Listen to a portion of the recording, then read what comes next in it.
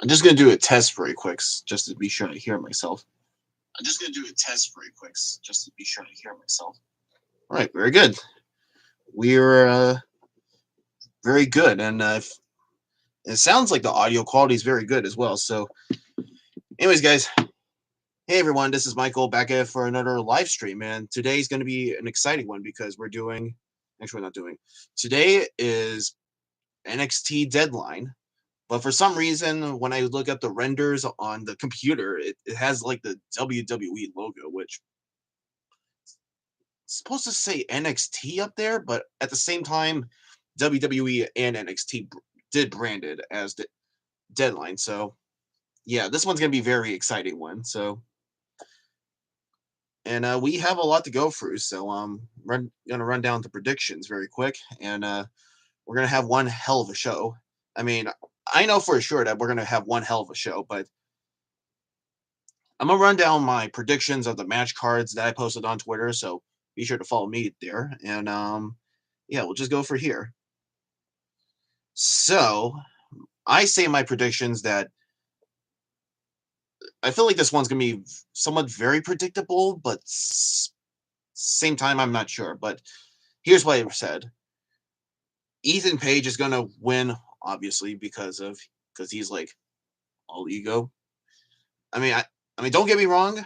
Nathan Fraser, if he's gonna be capable to assist, like keep up with his body in the Deadline match, I mean that's gonna be crucial for him. Wesley, I mean, yeah, don't get me wrong. We do love Wesley, Javon Evans, and Nathan Fraser. Like they're all good guys. But then surprisingly, right when I was about to make the live stream, I've just learned that Eddie Thorpe is no longer in the Iron Man Survivor Challenge. So that begs the question, like, to who is going to be like who's going to be like the fifth man of the match? And I think this one might be a surprise or something. I don't know. We'll see. And yeah, but the bottom line is that Ethan's going to win it no matter what because he's going to have his rematch against Trick Williams. In the women's Iron Survivor Challenge, I'm gonna have Julia to win this one. And plus, we need to have a sit-down talk because I'm not making this up. I actually predicted that in the NXT Women's Division, like way back during COVID, like in my prediction on 2K, I said that I wanted the women's division to be much more stronger. Like have the women have more development and have more connections and not possibly the tie-ins, but maybe like have the women have more like emphasis and have more like what's the word? Like if you know what I'm talking about, they want more attention with the audience, and I'm easily drawn with that, and I'm really surprised that they actually took this effort to have this like the ones that they're showing on the stream now on Peacock. Jada Parker and Lola Vice for the Underground match. That one's going to be fun. And like I mentioned before, the Iron Survivor Challenge. That one's going to be great as well. So I'm kind of excited to see what they're going to give us in store, and they're going to give us one hell of a match. I mean, you put Julia, you put Stephanie, you put Delta, Zarya, whatever the hell that name is, Solo Ruka, and Wen Sinclair. Like she has been amazing, actually. Like no, without a doubt. But yeah, in spite of all the matches, I mean, not in spite of all the matches. In spite of that match, I want Julia to win this one to challenge against Roxanne Perez, and that will have like a, we'll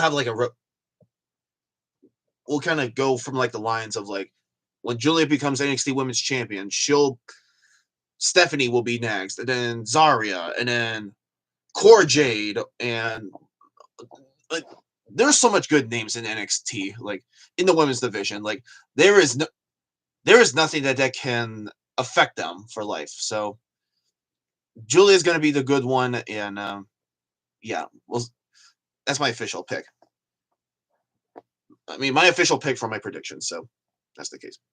And pretty much the rest of them are going to be pretty much predictable because we only have like 2 championship matches. Trick Williams versus Ridge Holland for the NXT Championship, which I'm going to bring it out here. Trick retains. I mean, it's great to have Ridge Holland to have a big push, but everyone has their chances, especially if you're the big dog carrying the big belts. Nathan Fraser and Axiom versus what's their name? I think the No Crew Quarter holds shit stuff. I don't know. It has Tavion Heights and what's his name? Oh, Miles Bourne. I'm sorry, guys, but you might be the newsies, but Nathan and Axiom gonna retain this, even if there's several mishaps or anything, or if the title doesn't change in hands because of a weak NXT tag team division. We need some new ones, guys. Maybe that's why Lucha Brothers, they're coming up pretty soon, because we just learned also. Actually, I mean me is that I've learned that Pentagon Zero Junior or Penta Cielo Miro, he's a free agent, so there's a likely possibility that he might join WWE and probably head straight to NXT with his quote unquote brother, Ray Phoenix, which hopefully that's going to happen. And lastly, actually not lastly, but the simple fact of the matter is that Nathan and Axiom are going to win this. Like, they're going to retain their titles. And lastly, Jada Parker will win the Underground match, in which may not be like the best choice, but we haven't heard much from Lola Vice, but it would be cool if Jada Parker actually got the biggest upset of NXT history against someone who is like a former MMA fighter. And Peacock is about to stream now with the WWE's intro, so let's get right to it, and yeah, let's just enjoy. And I have like 2 minutes before I had to close out my actually not close out. I had to log out my grandfather, so that's that. And actually, I came prepared for this actually. But just so you know, this live stream is not sponsored by Jack in the Box.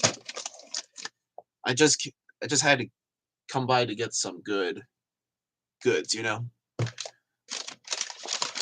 I mean, there's like food here, and also there's something in the bag here as well. I had to pull up the Prime drink because I need content, but still, this is still not sponsored by Prime itself, so I need to get Logan Paul's attention. Like, I have your attention, bro. So every single live stream, call me up. And I hope that's good enough for you, because if you challenge me for a WrestleMania match, WWE, clip this in. I'm going to gulp all this out and flush everything out of the toilet. And be sure to take all that dumps and put it on Logan's face. Because I'm not getting much attention so much as Logan has. I mean, you got so much attention from negativity from people, so tell that to the viewers back at home. Anyways, let me... But tonight... Okay, but they're still running the intro. Might as well put the Prime here, because it might get knocked down, so... I mean, again, that's your promo, Logan. If I knock this thing down, so is your career. Let me take out some of the other things I brought out for tonight's occasion. This one in here is Tiny Tacos, but when I pulled up at Jack in the Box earlier today, they had this little special Tiny Taco kind of like Bernina's kind of like thing, and I'm kind of excited to eat that.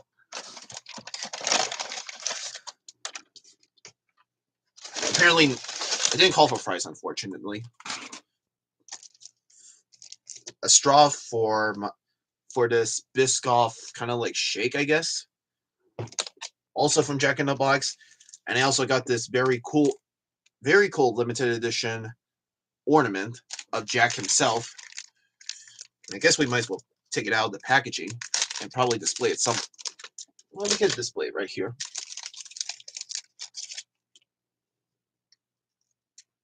But it looks like I had to tie this myself.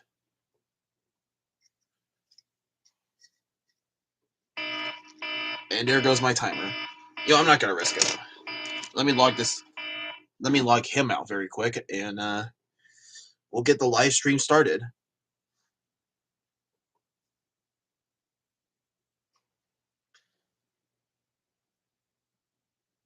And that's pretty much it. So, I mean, that's pretty much everything I have at my desk right now.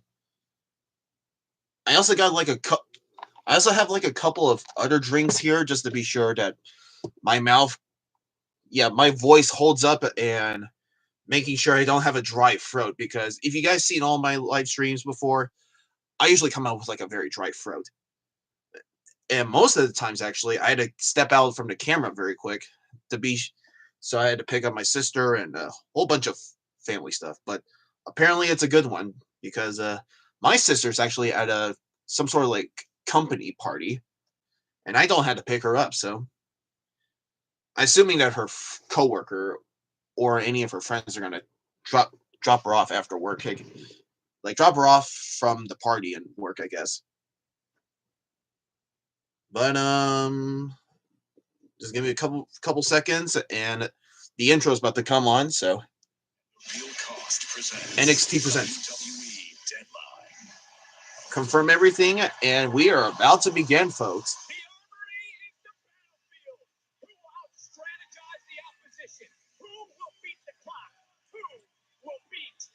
Oh, the clock!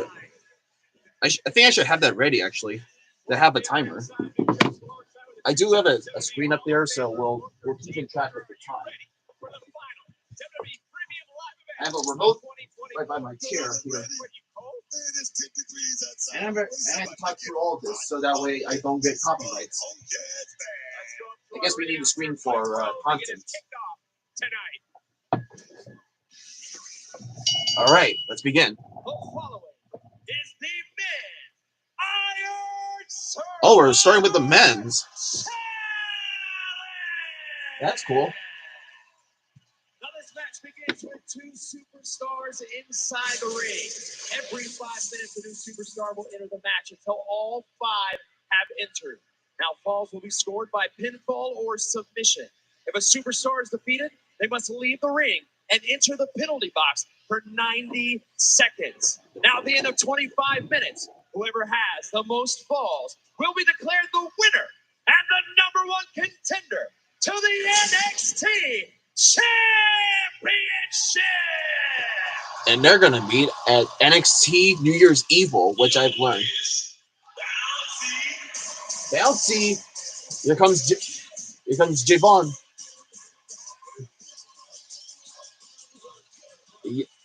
The youngest main eventer of NXT history, which is saying something. It looks like he's all hyped up to go in there.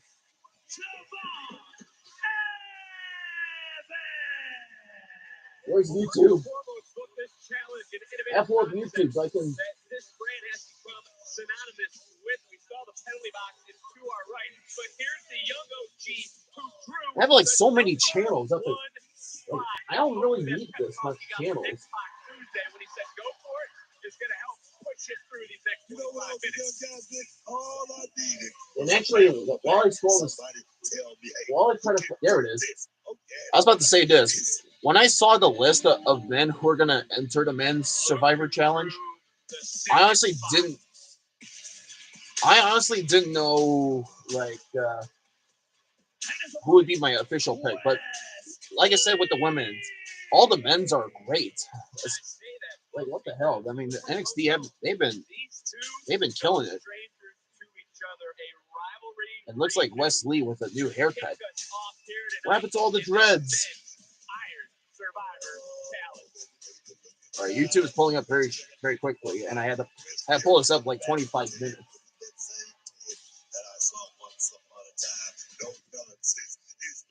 And plus, let me roll the volume down so that way. Previous winners include Grayson Waller, current champion Trick Williams. Trick, by the way, I don't need last year this. set the record for the most eliminations Get out. with 4. But you see the NXT universe here in Minneapolis, Minnesota, looking in. Use sign out. Hopefully, we get this started without them starting. For the next 25 minutes. High octane, baby. Nitroglycerin. It's about to get crazy with these two young individuals. So much talent inside that 20 by 20. Baby. Uh-oh, they're about to begin. Scoreboard book, Okay, we might have a we might have a little delay going on here, but yeah, they're currently starting the time, so okay, whatever. I'm not gonna do the time indication, but might as well put up it like the NXT render in the background. SmackDown or NXT and another near fall. You know what? I'm not going to anticipate or anything like So yeah, currently right now, Wesley and Javon Evans are starting the match. We knew that they were going to set the pace of the book. This is a true race against your opponents. And looks like we are about to await Nathan Fraser and Paige for like first 3 minutes. I think that's what I've heard, but I mean, it's been a while since I've watched NXT, the Deadline, but it's the rules that we kept forgetting. Oh, look at the body shots right here by Wesley. And look, I want to ask you this. Would you rather enter this matchup early like these two or a little bit later on? I mean, obviously, the longer you are in, it allows you to maximize your time. Come on, Vic. It's going to take forever, guys. Hold on. You can probably hear the commentary at this point. Well, I think the first couple of minutes For Javon Evans. the crowd are chanting Wesley sucks. NXT Universe letting Don't let. while they think about him as he goes into the I mean, I understand that Wesley, he probably has some. check out that awkward landing. Yeah, Wesley, he was the greatest NXT North American champion, and all of that has been. Pinfalls. We're just over 90 seconds into this matchup. You go to the penalty box for 90 seconds. As well as somebody would have a little bit of time to rest. What the hell? This thing's not. My remote's not working. It's not functioning properly. What a way to kick off our first NXT. Maybe I like a new TV. Minneapolis and another near fall.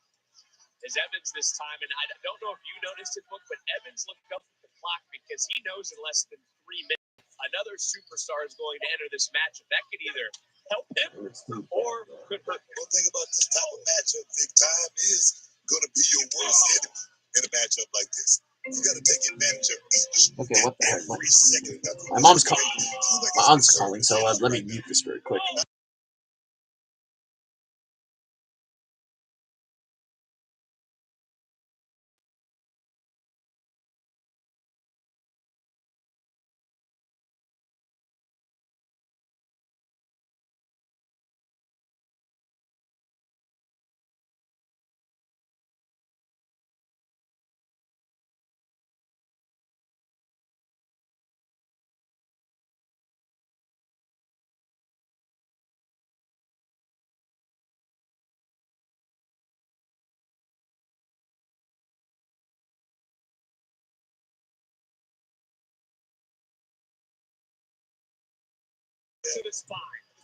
Sorry about that, guys, but my aunt's calling from my dad. But anyways, it's about to come up, and I might as well mute the. Yeah, might as well mute the TV so that way y'all can have like some content for the back. We're also NXT WWE related, so actually that's better. But actually, maybe when I sit down, I'm gonna look a little short, so let me adjust this very quick. Goes up, goes over, lands, goes into another cover, Hooks the leg from Wesley and a kick out too. Kick out, no decisions yet. In this first 5 minutes, as booked, take a look at the clock. 60 seconds from now, a new superstar will enter this 60 seconds, okay. For Javon Evans, a superstar who's gaining more experience under the previous. I mean, if we have this time, we're good. Better have something to eat.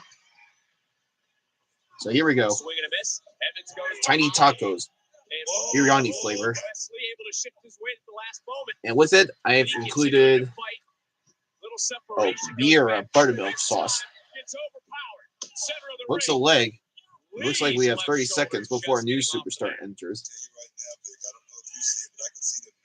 And And Wesley, he looks like he's looking at the stage for some. Oh, he looks like he's about to do that cutter. Evans realized it. Lee trying to get Evans up and That sauce is good, that was a actually. stunner. And that cutter didn't work Ooh. either. Nasty landing. By And Evans. Wesley hooks the Lee to leg cover. with a dirty pin, and wow, Wesley Javon Evans is in the penalty box now. And now Evans hits the penalty box for 90 And now looks like a seconds. new But there's competitor is about to another enter. kid look who is now entering the match. Nathan's coming out. You agree with me though, right? You agree with me, right? I think this could be a very important time for Evans to regroup himself. But here comes Nathan Frazier pulling double duty. There goes Nathan, going very fast. Oh yes, man. I've been there. I mean, I'm talking about in the middle Ooh. of the square circle 2 times. You don't want that, Nick. You don't want it because I'm gonna tell you, it saps you. It saps you. Just like right And there goes Nathan, like that. But he's going. So currently right now, Lee has 1 point. He's going up. Nathan has entered, and he's going very fast. Is this going to be like a very fast count? Oh, wow. All right, Lee is now in the penalty box. And it looks like about like in the next 30 seconds, Javon's going to come back in.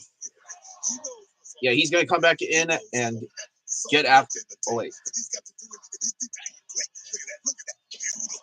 Well, Lee's not out. He's not in the cage yet, but 18 seconds left. Okay. And I guess Wesley's going to enter the cage. Actually, the box, so that way he gets back in there and rest for a little bit, I guess. And both superstars are out, and look who's back in the match. Javon Evans. He's going to be back out in the open. Whoa! Holy shit. That incredible. That was an incredible moment right there. And the crowd are saying holy shit for that crazy air move by Javon. And I'm enjoying this very too. You can strategize all you want. How do you strategize for someone that is as bouncy as the young OG? Oh, got caught. They're showing us the replay there.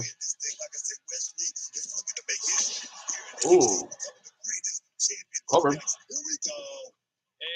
Oh. Well, Lee was looking to break up the count, did more damage. That was great. Coming right back in, goes up, goes around. Javon Evans overpowering Wesley. Just Look yoked at Javon. Really killing it. Slamming him. Hooks the leg. Oh. Near free counts. Now it's up to Nathan and Evans to possibly get to earn a point and making that opponent go to the penalty box. Facing himself for that tag team championship match still to come. Definitely needs to be thinking about that because he's got a hell of a heel to climb against the Ken Screw later on tonight. 8 minutes into this matchup, 2 minutes away. The superstar will come into the matchup. Nasty fall for Wesley, but look at Frazier. Looking for maybe a super. Never mind. That was a bit of a delay. Evans sticks the landing. These two. I thought he was calling me for a second, but the swing blade by Nathan Frazier hooks the leg. I don't think Evans can go. Javon kicks out too. Evans would be the first man. I feel like I should have, before I made my predictions, I would have set like how many points that either Paige and Julia would get. Despite that the clock is still counting. But currently right now, Lee has 1, and the 2 others, Nathan and Evans, had nothing. So, and so is Ethan, because I'm assuming that Ethan's is going to come out very soon. As in 60 seconds, another superstar will join this match. And look at Evans. Whoa. Evans landed right on Lee. And Lee countered. Oh, what was that? It's going for like a Hurricane Rana, and then Javon just slammed at the edge of the ring. And there goes Nathan at fast speeds. Oh, Tope Suicida. It almost looked like for a second that was going to be botched. He's probably in the back looking at the jealousy that Nathan's going through right now. I said it was the first person. It's almost like for a second that yeah, it's the jealousy that Nathan has right now. Like he has to be part of the Iron Survivor Challenge to be the #1 contender for the NXT Championship, but that's not gonna happen because the next entry is all ego. And now the big question at the end of 5 minutes is who would be the 5th man? Because theoretically, it's 5 competitors in the 5 competitors for this type of match. So yeah, I'm very curious to who it's going to be.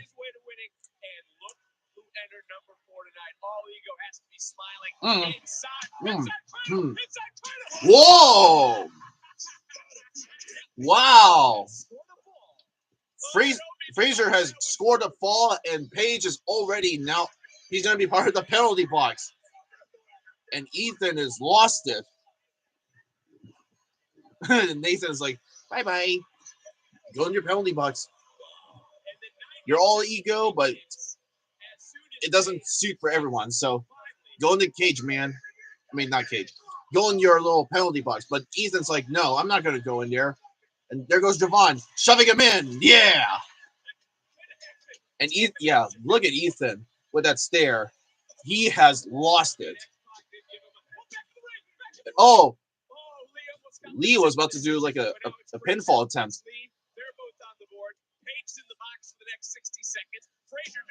Push the leg. Kicks out. All right. Oh, what is Javon doing with Nathan? Oh, I almost thought for a second that he was going to do like a very, very dangerous move there for a second. And there goes Nathan with a high speed. And oh, an ultimate move right there. Hooks the leg. Nathan almost got it with a two count.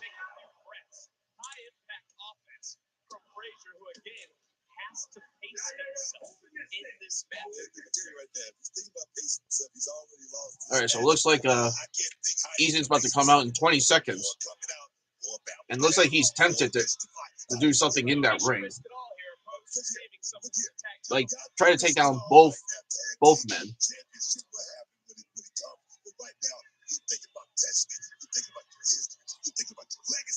And Nathan to the top rope district. Phoenix splash. Hooks the leg. Oh, but Ethan rolls him up. And just like that, he scores a fall. And Nathan, oh shit, he's bleeding. Nathan is going to go into the penalty box for the next 90 seconds. And oh no. Ethan was going to go for another one, but Wes Lee just kicks out. And there goes Javon.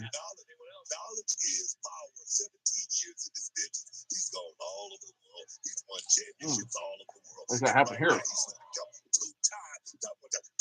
Javon and Evan are ringside. Uh-oh. Javon's was going to do like what is this? He's going to do like a cutter, but Wesley just connects that with a drop kick out of the ring, and you're doing another ultimatum move. And Leslie now setting up for a tope suicida, and oh, what a scary Frankensteiner.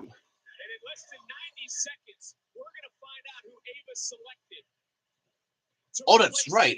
Ava did handpick someone, but she doesn't want to say who is which, so.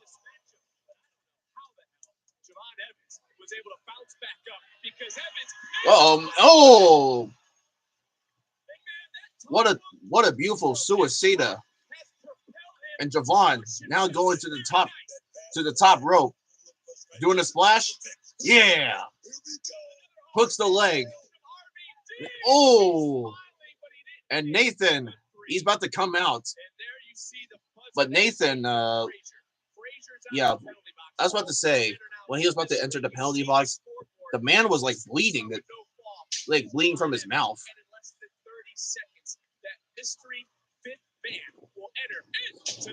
Yeah, about like 20 seconds, we're about to see who's the mystery man. This has to be someone good. Oh, damn. And all men are down with their kicks. All right, 5 seconds. Who's it going to be? Who is it? Oh, yes! Obafemi! I knew that was going to happen. Obafemi is it. He's going to kill everybody. Woo! And there he is.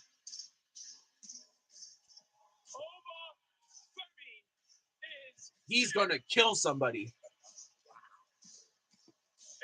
And there goes Oba. He's in beast mode. And I have to eat. Boom.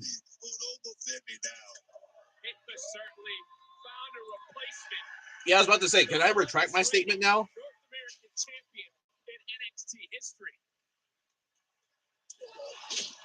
At the same time, though, I'm still going to have my money on Ethan Page. But that might change if Oba manages to put everybody in the penalty box. Oh! He caught that with a jumping uppercut. And just like that, Obafemi has earned a point. And Javon Evans is back in the penalty box. And Ethan Page is going to do some heavy work with Obafemi, the heavy masculine guy. And and Obafemi, backstabber, hooks the leg, kicks out two, and because Wesley to super kicked him in the face. But this is the moment I've been waiting for, actually not waiting for it. Something to anticipate. Two of the former NXT North American champions colliding with each other. And hooks the leg.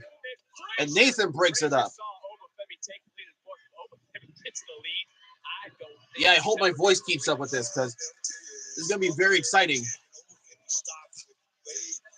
And Nathan, Nathan was going to do like a top rope maneuver and a power bomb. Hooks the leg. What the hell is Ethan doing? Ethan, anything goes. And look at Oba. He was like, you may have, it's not 25 minutes yet. You have to deal with me, bro. He was like, you're, damn. Slamming Ethan. Oh. Oh. The penalty box camera is busted. Oh. So much stuff happening over there. Where's Javon? Javon on top of the penalty box. Whoa.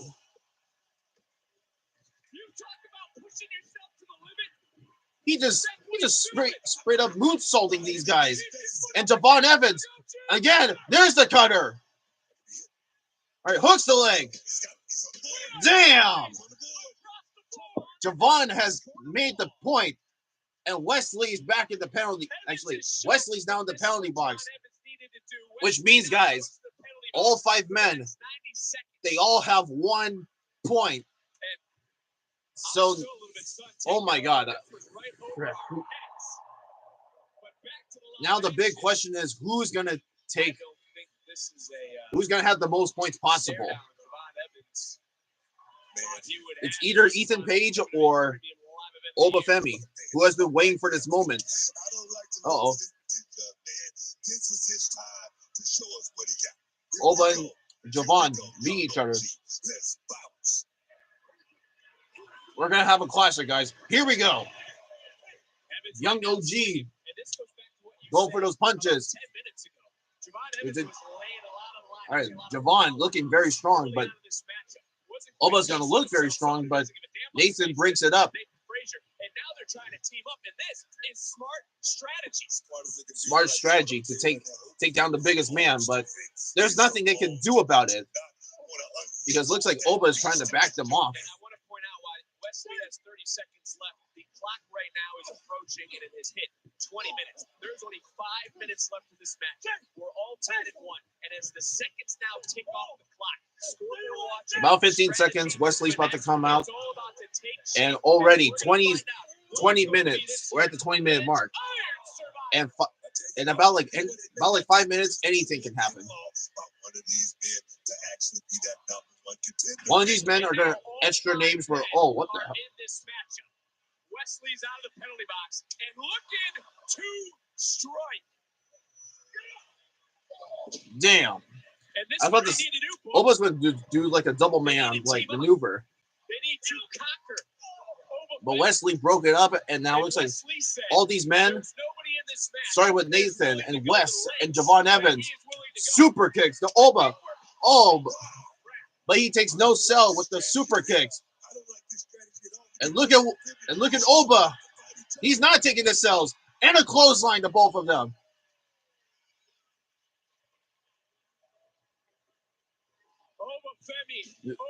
And Obafemi with a power bomb on Ethan Page with the cover. Oh, there we go. Ethan Page has 2 points. And Obafemi has to go to the penalty box. But it's still 90 seconds. Anything can happen. But Ethan Page has 2 points. Less than 3.5 minutes, and Ethan Page, yeah, it's about to be over. This is it. Uh-oh. Damn! Javon Evans now has 2 points. 2-2. And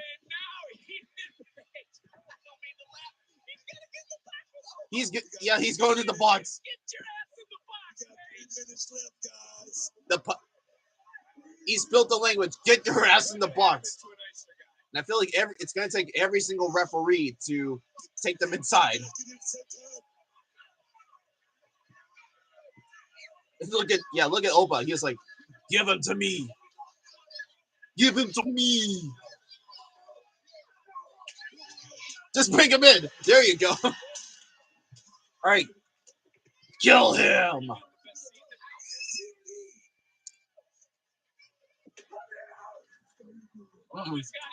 He ain't gonna come out.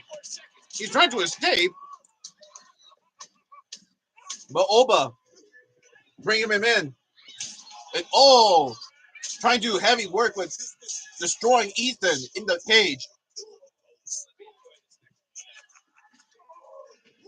It'll be very cool if Oba just like break the penalty box door. Well, Oba is now technically back into the matchup. A chest slap to Nathan. And Page has 30 more seconds left. Big kick. Taking no attention to the ring. They are the two superstars who are in the lead right now. 2 decisions apiece. 15 seconds. At the same time, though, we had to watch the timer to see who's going to take it. Nasty landing by Lee. And the clock now is what we brought up earlier. The clock is going to be important because now there's only 90 seconds left in this matchup. And Evans has to hold on. Page is trying to hold on. Yep. The door just opened. Everybody has to hold on. Matchup. Hey, well, actually, Page isn't back in the matchup. He's still knocked out. Oba just slamming Javon right through the cage. Now, getting him right through the penalty box. And now, looks like there's going to be something. They got to get a decision, just like Obafemi, to tie this up. And we have now less been 55 seconds in this matchup. Here we go. Wait, uh-oh. Wesley, you gotta do it. You gotta do it quick, Wes. Oh, Oba slamming Wesley from the back. There's so much stuff going on, guys. I couldn't even like keep up with this commentary stuff.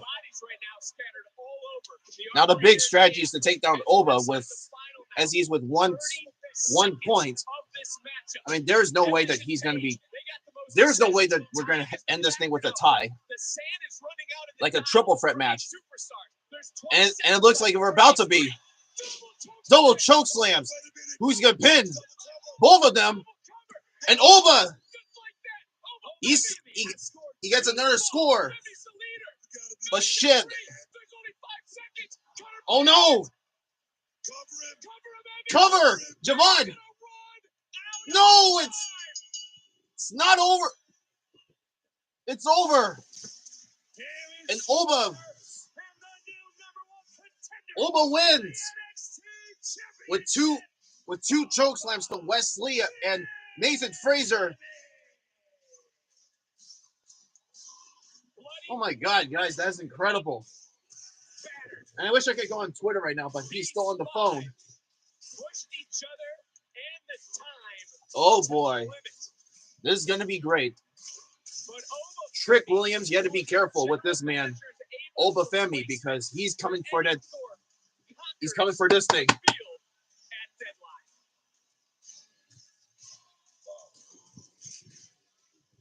So yeah, I think I want to retract my statement on Twitter later on today.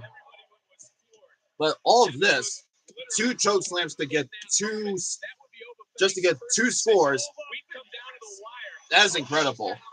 Which I didn't know you could do that actually. Because just like that, 1, 2, 3. And I thought for a second that Javon was going for a pinfall count, but Ova just turned around and prevented him to do the pinfall count. And Javon is, yeah, he is extremely upset that Oba was not going to turn over. But Oba Femi, he's your new #1 contender for the NXT Championship at New Year's Evil. And we are all now looking at the men's Iron Survivor. And look at Nathan. Not Nathan. Look at Axiom. Not Axiom. Look at Ethan. He's like bummed out. Like angst. All right. Let me lower down the volume because that just happened. And I just happened to finish all my tiny tacos, all for this match. But yeah, guys, this is incredible. I give this one like a 4.5 out of 5. I mean, just for the sheer awesomeness, but I didn't expect this. Like, I thought for a second that it's going to be very predictable that Ethan's going to come and probably win this entire thing, but Oba Femi just answered the call and he was, who's your real #1 contender? Like, that's just incredible.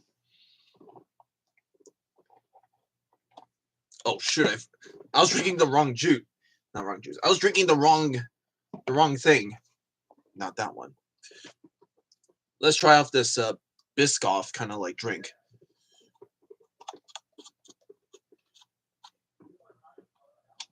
You had to shake it up. Yeah, shake it up first, and now let's give it a taste.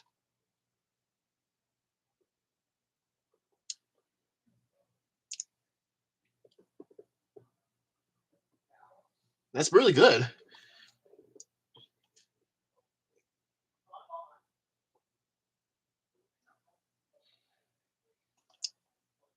Yeah, this is really good. A Biscoff butter cookie kind of like shake. I probably got another one of this. And thankfully, this is in its large size, so that's cool. All right, guys, I'll be right back and want to see if my dad still has my phone, so I could probably post things on Twitter.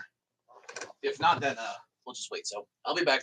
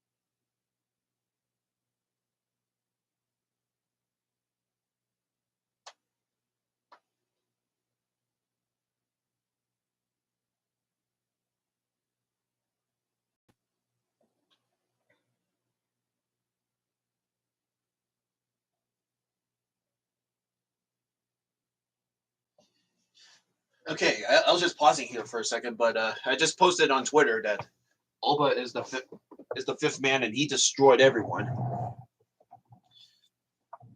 But yeah, like I said, every single of those men back then. Wait, is it on mute? No, it's not. I see the little audio thing going on, but like I said, all those men, they put on one hell of a match, and Ethan was entertaining. So I'm glad that actually not glad. I didn't expect Oba to get the win, but it was really good. I really enjoyed that.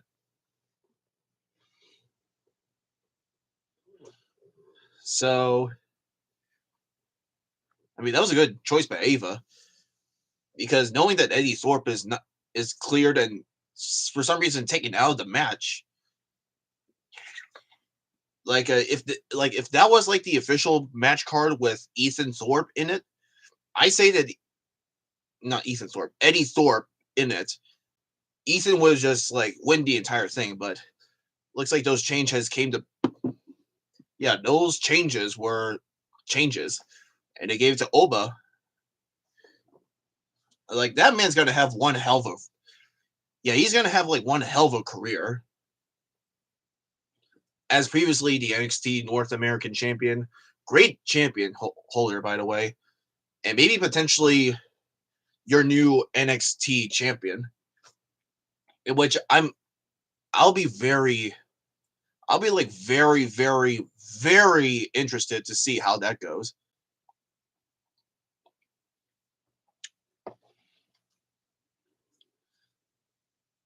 And because they're in Minneapolis, they're showing us like not Survivor Series, SummerSlam for Minneapolis. Which yes, there's still there's that still a bit of a deal with the Royal Rumble, the WrestleMania, SummerSlam, and maybe Money in the Bank, all taking place at Minneapolis. Like one stay. Like we have WrestleMania. I mean, hey, Minneapolis, I know you're watching, but we have WrestleMania. It's gonna be the big highlight, the big main event of all the cities of entertainment. So you can tell that to me. I'm from Las Vegas, so we have the money. In which I have a good enough money in my bank account. So I'm not gonna spill it though, because I don't want to talk about numbers. So and I'm glad that we can make this conversation right now as Lexus King is on mute trying to complain about like shit that he's not in Deadline or he's not getting the proper main events. Like not probably not getting the biggest like not getting like the biggest kind of like attention of NXT right now. And it feels like he's going to reconsider for something else. Try to go back to being the man that his father named him. Like he'll probably go back as being Brian Pillman Jr. instead of this Lexus King. Like who the like who the fuck ever makes up these weird ass names for wrestlers? Like Walter as Gunther, that's the one that started it all. Lexus King, I mean, yeah, Brian Pillman Jr. as Lexus King.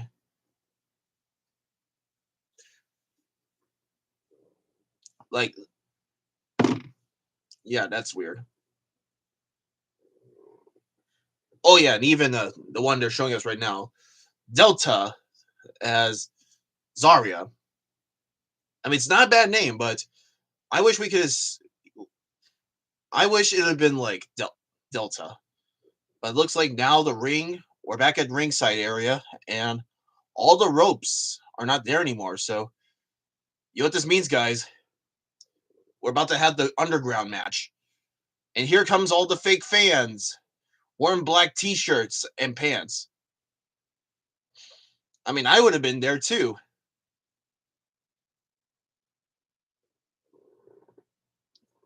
I mean, it would be cool though, actually, if us fans we get to be part of ringside area and just chant along with the crowd. I mean, chant along for all the people of underground.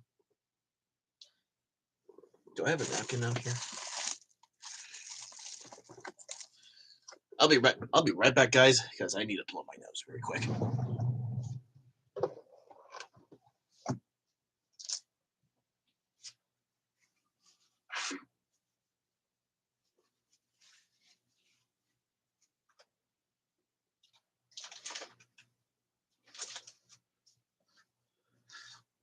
There's like so many people back at work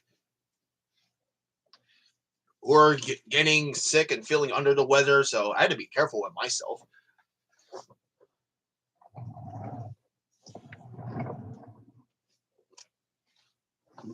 But yeah, we had the underground match. Jada Parker and Lola Vice. I say that Jada's gonna take this win.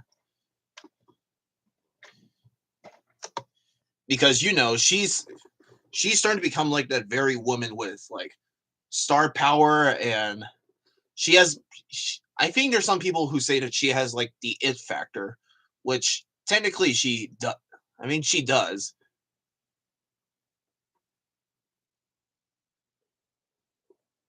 But again, there's like so much women who are possibly going to be known as highly potential top women, but they all are. So I mean, they're all great.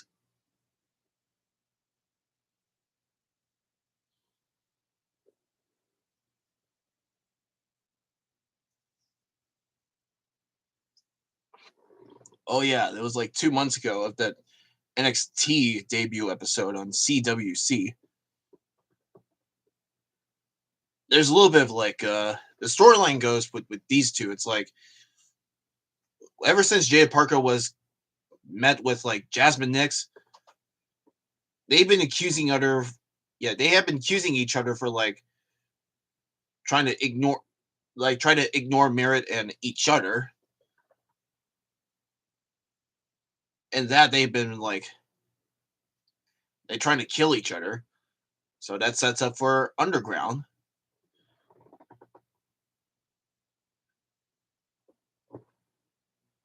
Oh yeah, I forgot. And there's the 2300 arenas episode,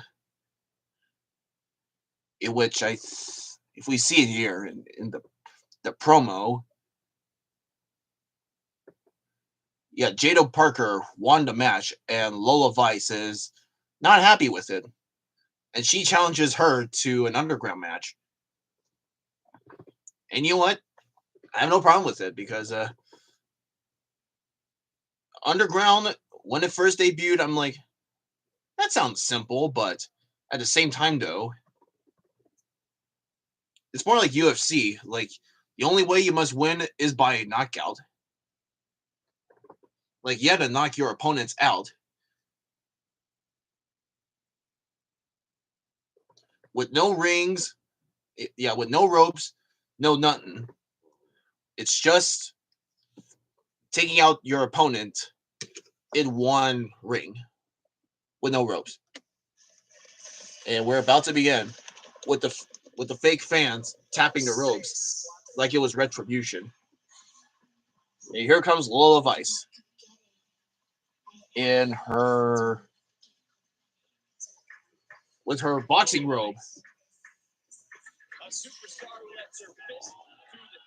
And I almost forgot that she was a MMA fighter.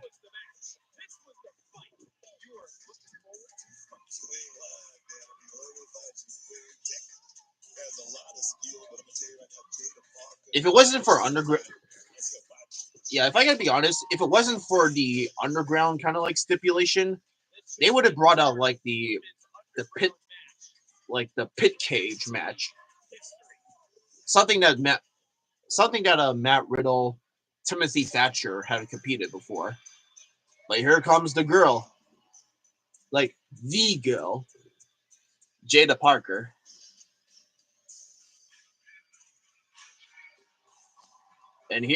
But she's not alone. Here comes OTM, Bronco and Luchin, I believe.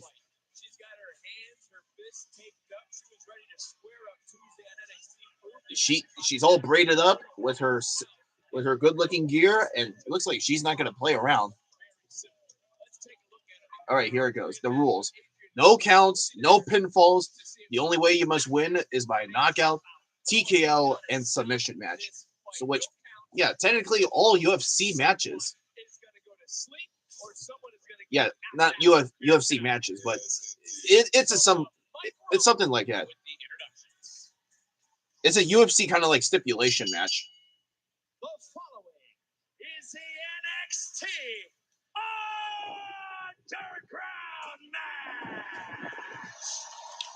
And this match, the only way to win is by knockout or submission. Introducing first, from Miami, Florida, Lola Vice. You probably noticed from Lola Vice that she didn't even do like a sexy dance ass move or something. And her opponent, from Port St. Lucie, Florida, Jada Parker.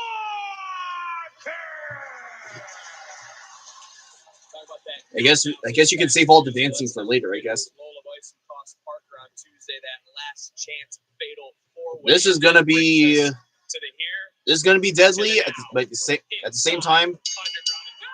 There we go. Lola Vice going right after Jada with those forearm punches. I mean, I'm pretty sure that both. Oh, Jada Parker just like body slamming Lola. All right, Jada has to do something, and Lola gets out of it, and Lola just pushed Jada from the back and almost knocking out all the men in the back. And Lola and Jada now taking this out of ringside, and then Jada slams Lola onto the rim of the ring. Referee's only here to do one thing: to see someone quit or go to sleep. Or reverse case scenario, if he gets knocked out and all those women win the match, like they're all good competitors. And now Jada Parker with 2 body slams, and it looks like she's not playing around. They're all gonna kill each other.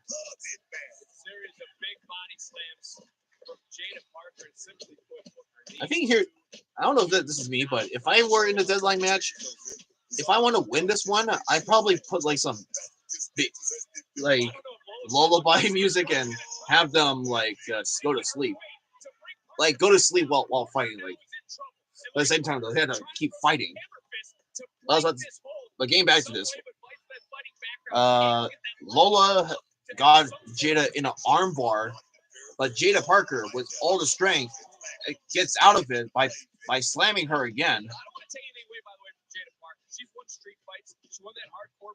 All right, and it looks like Jada was gonna go for the hook punches, but Jada gets out of it, and I mean Lola gets out of it with her cross punches and going for like a judo kick.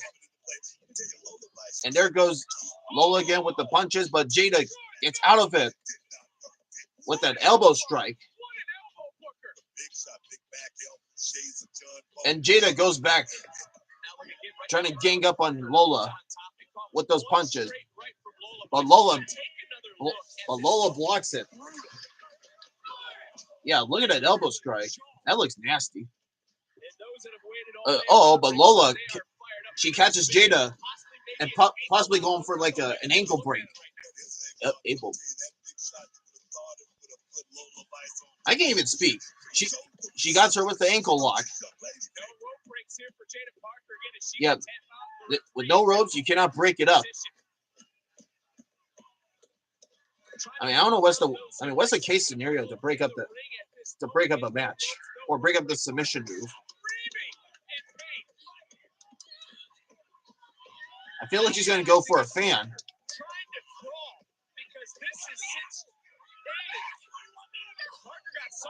Oh, damn! She grabbed a person and Lola just knocked him out.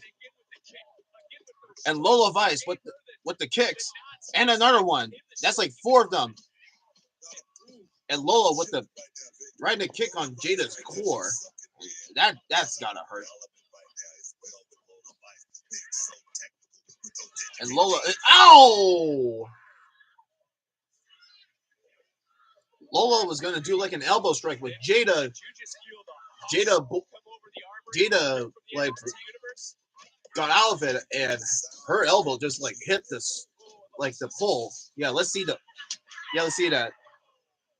That's gotta hurt. But getting back to this, it looks like she was gonna charge at Lola from the rim of the ring, but that got out of it. And yeah, let's get back right to this thing.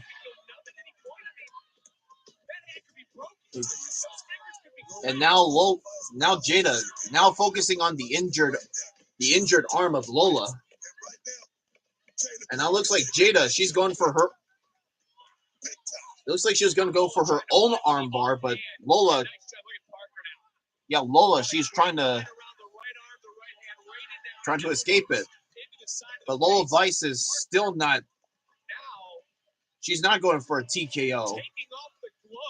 Neither a knockout either. Or fade to black. I don't know. Oh, but it looks like Jada, she has Lola's boxing gloves. It's gonna get busy, but it's gonna get deadly.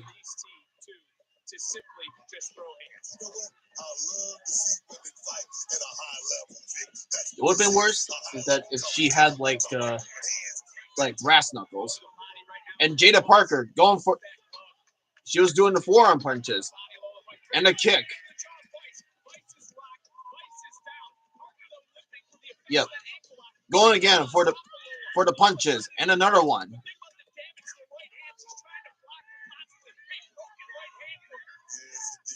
But now she has to go. Ow! Just snatching it. And Jada knee stomps onto a knee stomp onto the injured arm. It may possibly be the hand. And what is Jada going to do here? I feel like she just grabbed out something. She just grabbed out the black belt from Lola. And it looks like she's going to torture. Yeah, she's going to torture Lola. And this is not going to be pretty. Ow! Just trying to tear it apart. And another one. Right outside the ringside. And it looks like she's going to do it again. Wait. What the? Oh, wait. She's going to do a submission move. Does she surrenders? Does Lola surrenders? Oh, but Lola looks like she got Jada. Now all women are hurt. And the people on ringside are chanting for Lola Vice to win.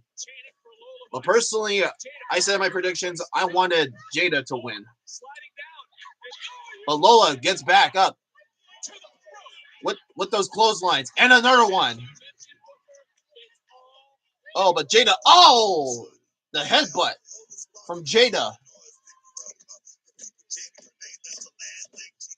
All right, and what Jada's going to do here?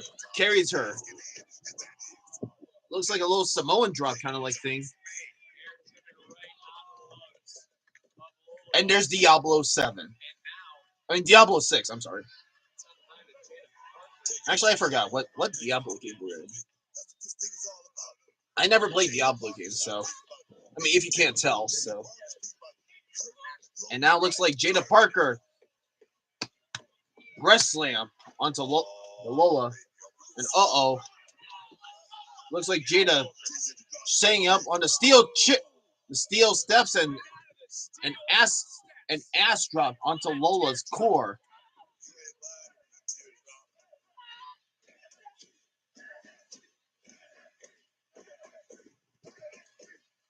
NXT Universe trying to rally.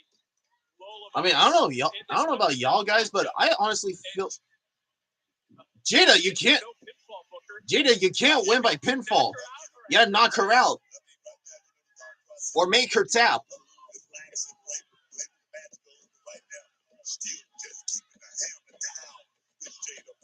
I mean, my strategy, you go back for that steel cage and try to knock her out. But go for her head. All right, and there goes the submission move of her own. Does Lola taps. Uh-oh, but looks like Lola. Uh-oh. She has her in the rear naked move. Yep, the rear naked move. Jada, she might be in trouble. Oh, but Jada gets out of it. And ow! Shifting from the back. It looks like Jada. Looks like she's trying to find something. Oh, shit. She's got a brick. Oh!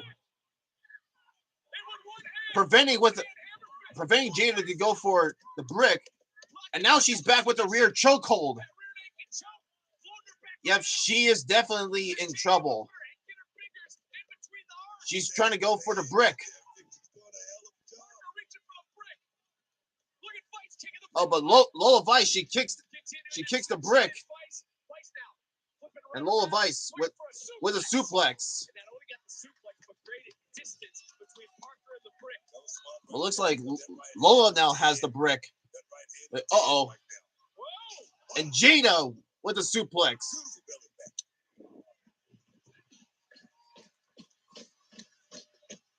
And now Jada has the brick.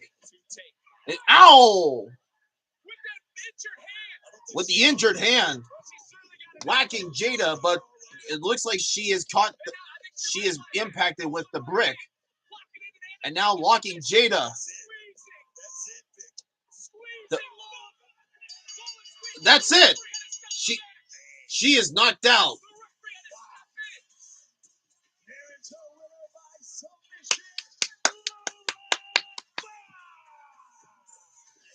Damn. Lola Vice, after all of that commotion, survived the underground match with a knockout and a submission of her own with one working hand while the other hand was injured. I say that was a very good trade-off for victories. Yeah, the backhand.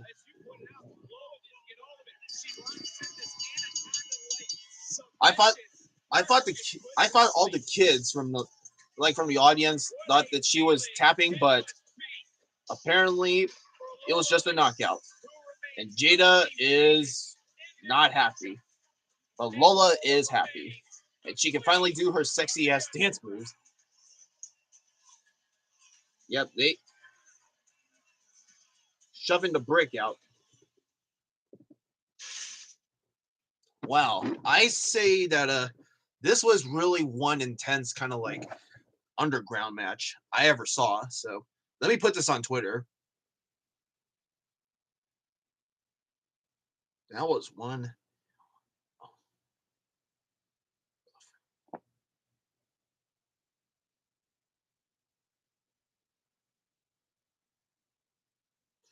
Huge props.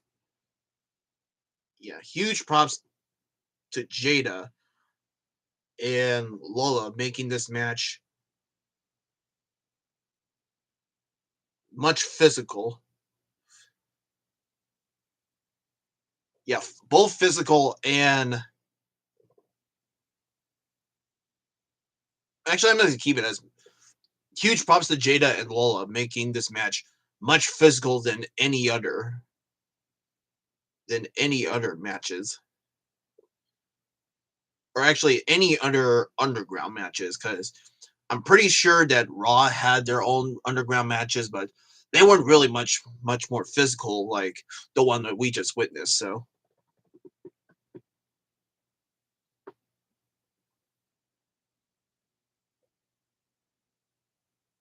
WWE, NXT, and NXT. actually NXT Underground. That just popped up, and NXT no Deadline. There we go.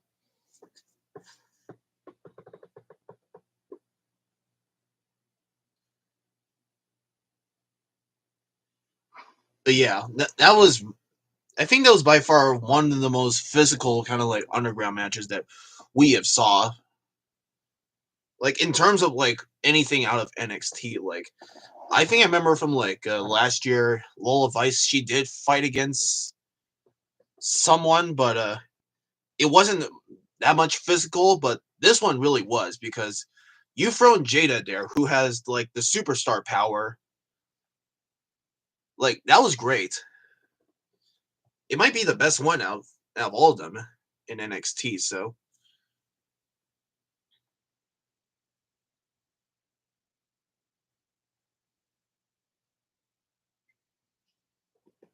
I mean, as I expected with NXT on my Twitter page, only the WWE main roster shows they get the much more attention out of like NXT, but I don't mind it. So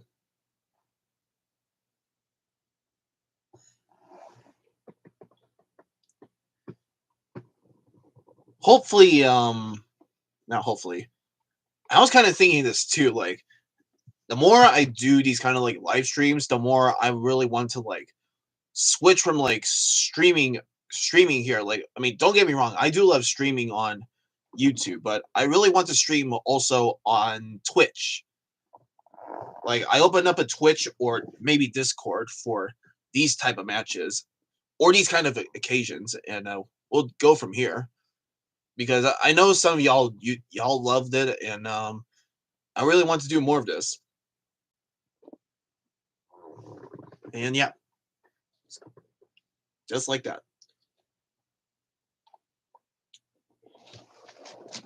Since we're in commercial, will you excuse me? I have to take a little restroom break.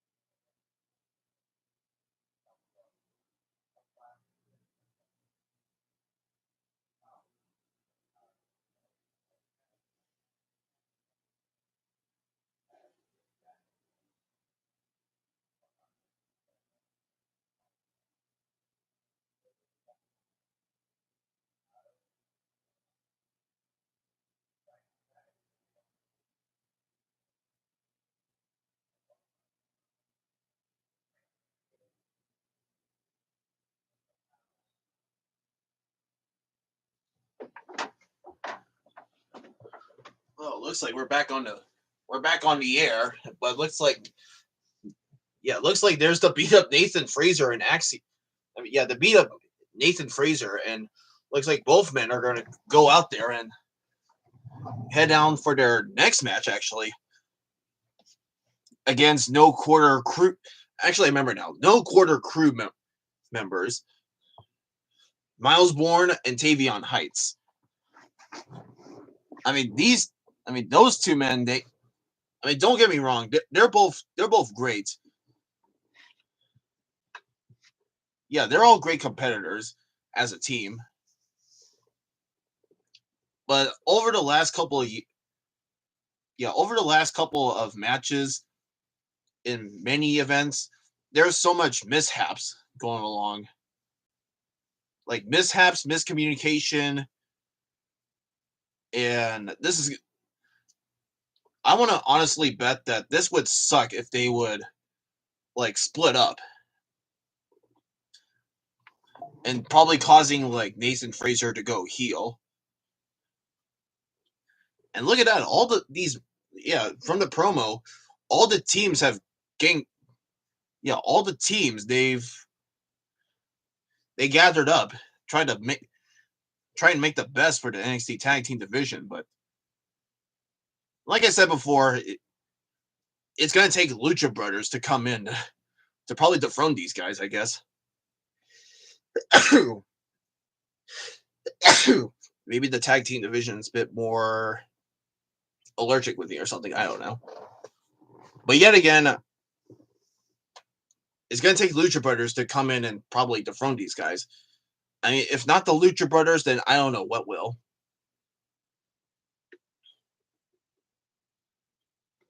But I'll say this too, guys. The reason why I had to change, actually not change shirts, I just realized when I was in the bathroom, I had this shirt actually on backwards, apparently. And yeah, that's about. Just let that go out there. But yeah, no one. I feel like many of us who saw that episode, no one seen this coming with no quarter crew to get the W. Like they probably they'll probably be like the next new thing for like, amateur wrestling, because I do remember that Tavion Heights said that he was like an amateur wrestler, like back when he was in the Olympics. And speaking of Olympics, both Miles and Tavion are coming out now. And what's funny about this is that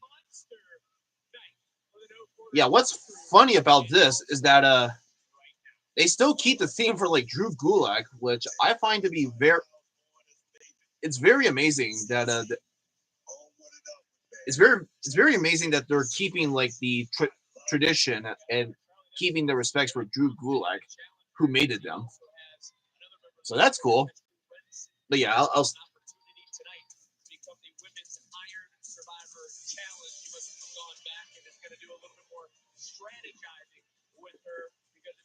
So this is going to be their first tag team championship opportunity, going up against the best team of NXT today, Nathan Frazer and Axiom, making their they're about to make their entrance. And here come the champions.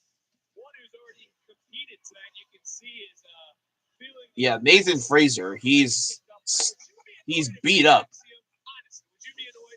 Yeah, with the nose bandage and the bandage of his core. And yeah, like I mentioned before, I don't know how Nathan's gonna keep up with his body to retain the titles, but Axiom's probably gonna do his best to keep their titles. But at the same time, though, that might change, I guess. And I just noticed from the screen that the thing's about to be over. I mean, we all love NXT. And actually, might as well bring out the NXT Tag Team titles while I raise up the volume for the official intro. Introducing the challengers, representing No Quarter Catch Crew, Miles Bourne and Tavion Heights. A boo? Don't we all love them, though? They are the NXT Tag Team Champions, Axiom and Nathan Frazer.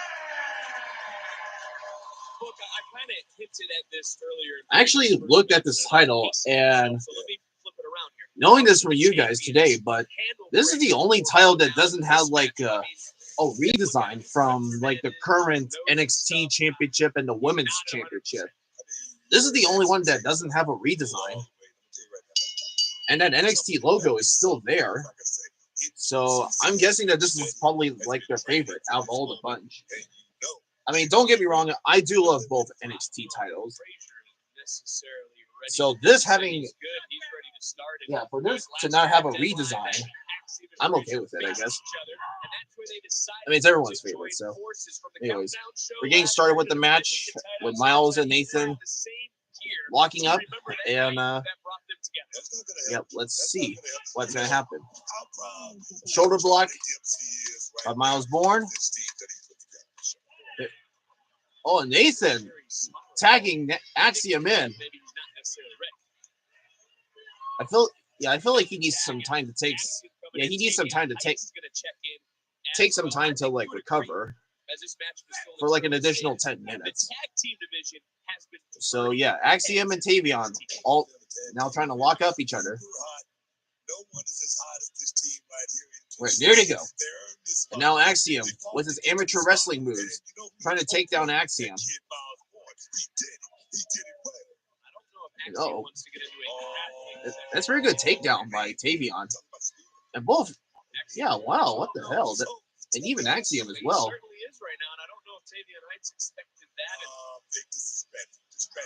All right, now Axiom with the trying to trap Tavion in. All right, hooks the leg, kicks out at 2. Tavion gets out at 2. Plus, he was like he was part of the breakout tournament. I think like 2 years ago. I think. Like some people saw things out of him, but at the same time, there's much more bigger names than Tavion Heights and Miles Bourne, like the people that they're in right now. And surprisingly, they came out from like NXT UK, so much more bigger names, I suppose. With Axiom doing the dropkick, here comes Miles Bourne. And even when he comes in, he's going to be in serious trouble. But, okay, yeah, serious trouble. And now Nathan is about to come in. All right, there goes Nathan. Super speed. Drop kick. But even that kick, looking up from our monitors, Frazier having trouble breathing, grabbing the back of his rib.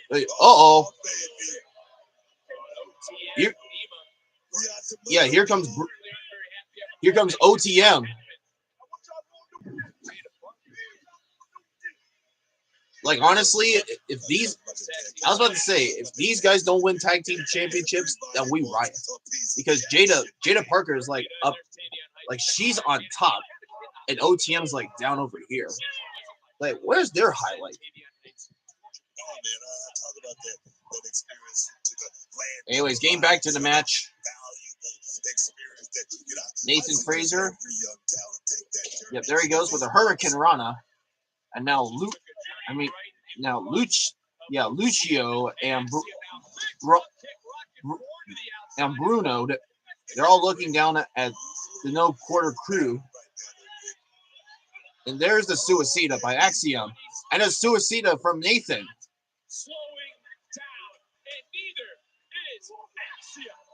Taking all of them down. And Nathan, there he goes. There's the struggle. And Tavion with the clothesline to Axiom at ringside. While OTM is still looking at this match.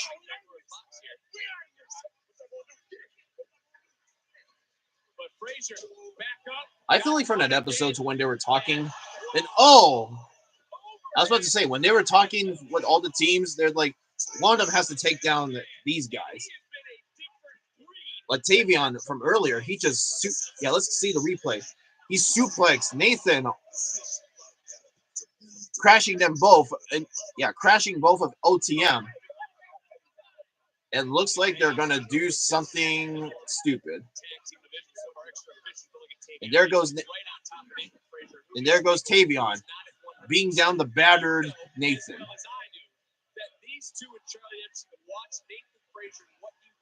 I mean, honestly, I don't know if I want to retract my statement, But I feel like we're gonna have new tag team champions. And if that is, I'm gonna pop. But still, we're like a couple minutes in from the match, so no craziness happening except from that suicida move. But anyways, getting back to this, Miles locks him up, and the crowd is chanting for Nathan to come back up. And a knee strike from Miles. Boot stomps. More knee strikes onto Nathan's core. Looks like he's got to feel the pain. To this point, we'll see if they can rise to the occasion. But they are certainly in control right now, and we could be on the verge of new tag team. Why isn't he is it me, or does look like Miles Bourne looks like someone similar? Like, look at the ring gear that he's wearing. Like, it looks similar. Hell, even his overall appearance looks like someone who looks similar. I mean, I guess you guys will comment down, but anyways, Nathan trying to go for a tag, but Miles Bourne connects him with that special move, hooks the leg, near 2 count. That looks like a finishing move or a signature move or something. Yeah, they're bound to get that gold around their waist. And Tavion with a suplex belly to belly, but doesn't get the free count.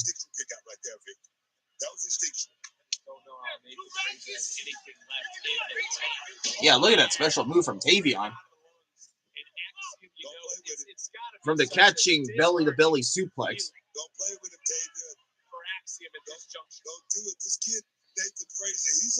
Oh gosh, this is gonna be. But Nathan catches him. Incredible move. And now the crowd are chanting for Axiom. And he catches him. And Tavion knocks down Axiom while in the process. And there's another move. Hooks the leg.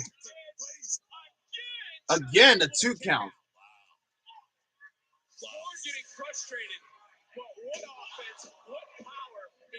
Showing us the replay that it would almost, like, I thought for a second that they almost got the belts around the actual title.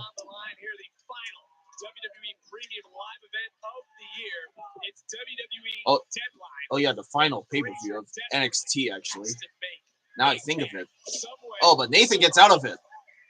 Like, he was going for like that suplex, and Tavion tags Miles in, and Nathan was trying to tag in Axiom.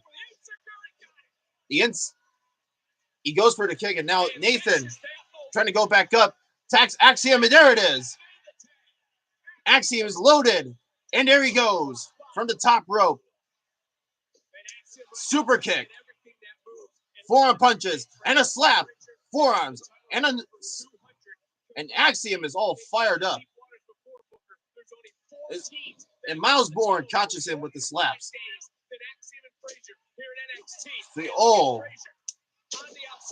And wow, Axiom with that special maneuver. A kick, hooks the leg, kick out 2. Anyways, I was originally going to say before we got to this match that I have so much liquids in this room right now. The Biscoff drinks, coffee, and mango juice. I mean, mango tea. I also have Prime, but I know for sure I'm not going to drink this. But anyways, getting back to the match. Looks like Axiom, he's trying to get all the big momentum to secure the win and retain their titles. But Tavion gets out of the submission move, but looks like Tavion now. Looks like he's going for a powerbomb. Looks like a power bomb turning into an inverted, like, belly to belly.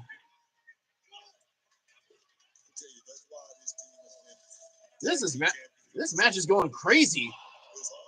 Nathan barely did all the moves, despite being destroyed from the Iron Man challenge, the Iron Survivor challenge, whatever the heck it's called. But Axiom taking no sell. And Axiom going for those forearm punches, but Tavion now. Tavion was going to do his move, but look at Tavion. Death Valley driver. Hooks the leg. Kicks at two.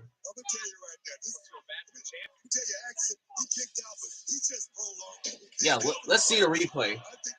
Go for the ropes. Cradles him for like with a Death Valley driver, and still nothing. This is going to be tough for both men.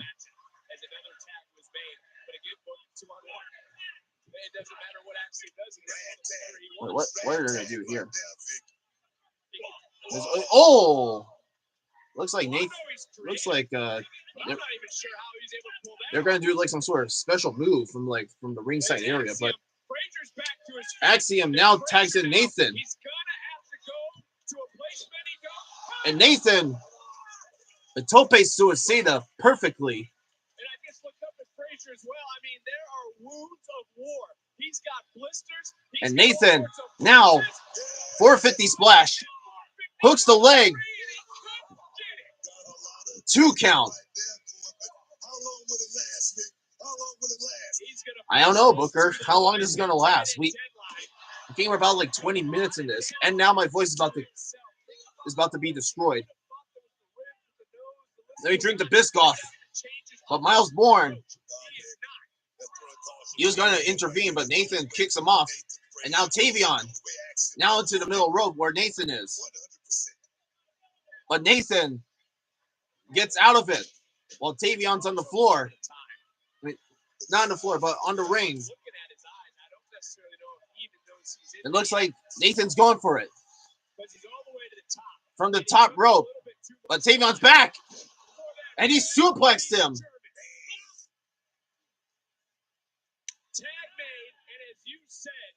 And looks like Miles looks like they're gonna do it.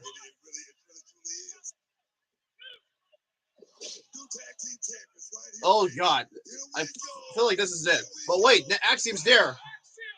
He breaks it up. The match continues. Holy shit! And now looks like Tavion's gonna take full advantage with Axiom, and no, it looks like Miles, he's going to take some serious critical decision. Looks like a setup, like a performance kind of like super kick, I mean drop kick, whatever. Too much to talk to throughout these kind of crazy yet awesome matches. But anyways, now it looks like these men, Nathan and Axiom, they're going to the top rope. Axiom with the Spanish fly. And Nathan with the Phoenix splash. That's got to be it. Oh, but Tavion with the back. And Tavion got connected with the super kick.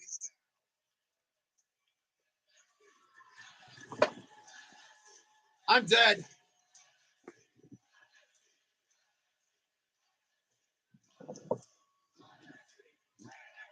That is one crazy transition with the Phoenix splash, and Tavion breaks it up and jumps up for the jumping super kick.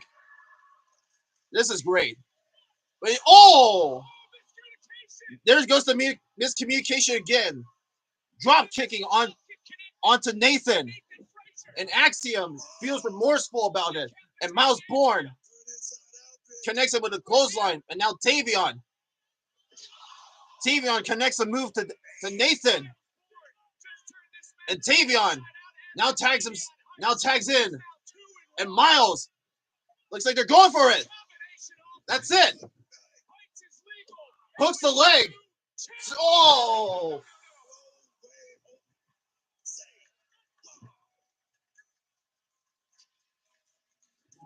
No way that just happened, baby. No, nobody's dead. The crowd is still chanting for Nathan and Axiom, but looks like both men are completely down and may possibly be knocked out at this point. But the Axiom, a destroyer, the Tavion, and now Miles going for a schoolboy cradle pinfall. But Axiom now covers. That's it.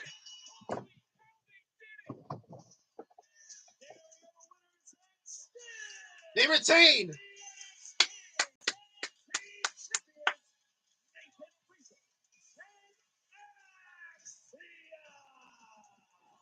Holy shit. That was one hell of a match. I did not expect this, guys. So much physicality, athleticism, and a whole bunch of amateur wrestling. I mean, that's what it basically was. And wow. Now I'm going this on Twitter. Another crazy.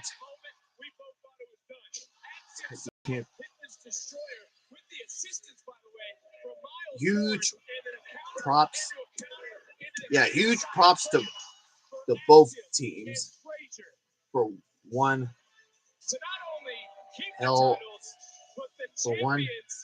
hellish match.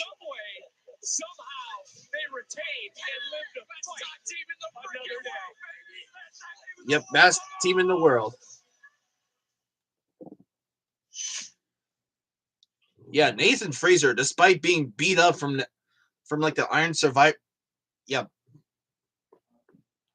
Yeah, for the man who barely almost got beat up from beat up and completely destroyed from the Iron Survivor Challenge, he survived from the NXT Tag Team Championship match with Axiom.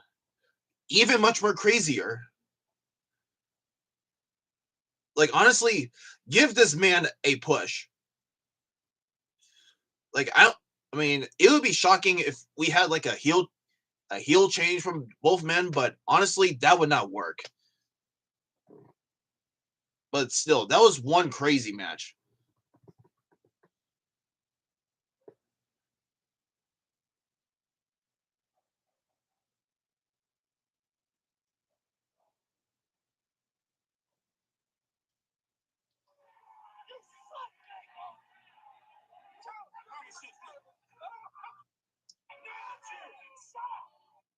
Looks like I'm on Twitter right now, and looks like the first, you probably heard it, but Jacob said something like this. You suck, Jacob! What? You suck, Jacob! All right, there we go. You suck, Jacob!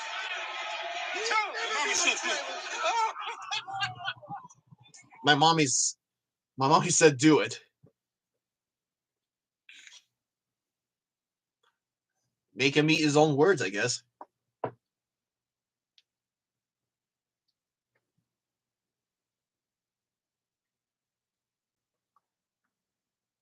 And yeah, you can probably hear it. My voice is about to get killed. And while we're at it, let's go ahead and reminisce Twitter right now.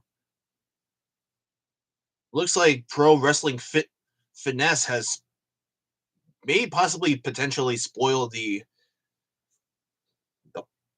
actual show. Like like he says like 6 hours ago that Obafemi and Julia would be like the potential winners. I mean, for one, he has one of them, and two, that match has not came up yet because I believe now we're gonna have either the NXT Championship match or the Women's Iron Challenge. But still, we may never know. So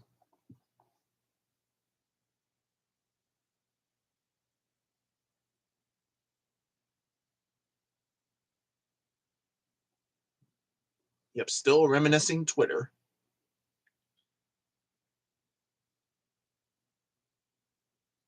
But now that means that now that I have all the functionalities with WWE and NXT, that means now I have all the rights to all the jokes from WWE and NXT. Like, that's how Twitter works. So I make WWE jokes and NXT jokes, and I can probably poke fun of AEW since they're like in a downfall now. Like, they used to be like on top of the waterfall, but now they're all splashing down at the very bottom. Like, they're starting to lose crowds from the waterfall, and they still have no idea why there's so many people going down the waterfall. Like, they're gonna die all of a sudden. Like, die from AEW and head back to WWE, which is like on the other side of the island. I mean that's what technically is. So, and that's probably another thing with both me and you guys, that I will not be able to. I'm not going to be able to put up a AEW pay-per-view, like a live stream of an actual show, to my YouTube channel, because for one, I don't even know where to find one that's like, for one, in Peacock, later on Netflix, and many other channels, because I don't have like TV stations and other stuff. Like, that was like old stuff, finding TVs, like TV things on, not TV things, TV stations on, from your actual TV, because you remember those satellites for all the Gen Z kids back then? You had to pay like a couple bucks just to renew your satellite dishes. But we don't have those anymore, because now everything's streaming on television. Yeah, even coincidentally, I almost thought for a second it looks like the full show of WrestleMania. Like I actually got Peacock. Not actually got Peacock. I got actually WWE Network, which I should have had a long time ago. Because for the most part, I've been watching like highlights and pretty much on the USA Network, and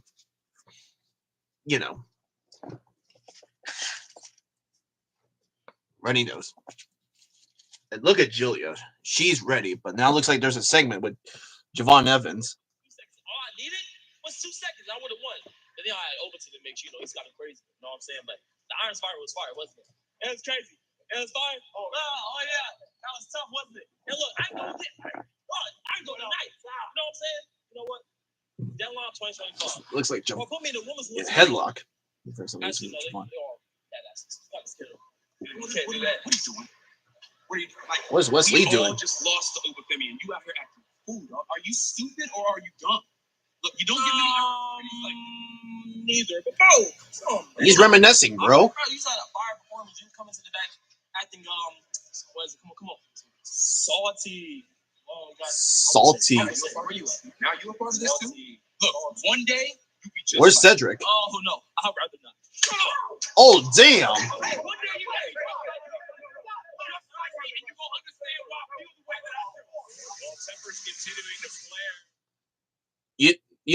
I say that I say that there's a ton of black representation of NXT, because you look at Trick Williams right now, Javon Evans, Wesley. I mean, there's a bunch of others. That black representation of NXT has grown much more powerful than ever before. Like, it was back in the old NXT where black representation has a little bit of like representation, but they're going for like the bigger stars, for like those who are like part of like from the indies, or some who are brand new to the PC or something like that. But now black representation has gained much more powerful, and I actually like it, actually, because now you don't have to deal with white. Because now, I mean, we all seen white guys have their moments, but give it all to the blacks, Like, I have black friends, I give them their much support for their careers in music or whatever. So this is perfect. And actually, and speaking of perfect, I hope this match is going to be perfect. The NXT Championship match, Ridge Holland versus Trick Williams. And knowing that Trick is going to have the biggest momentum of his life, it's unlikely that he's going to be NXT champion. Like, there's no way. I mean, Trick's going to retain for sure, but definitely for sure that he's going to retain, but Oba's going to come in and give like a deadly challenge to Trick.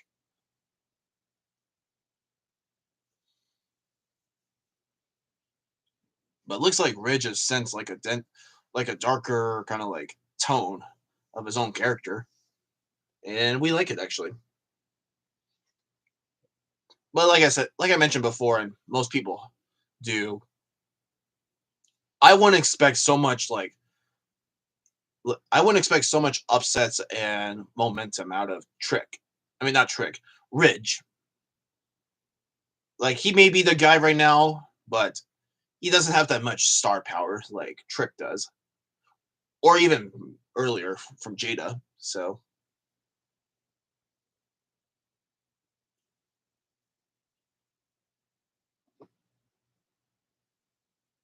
I kind of forgot to hear what I forgot to watch that episode with the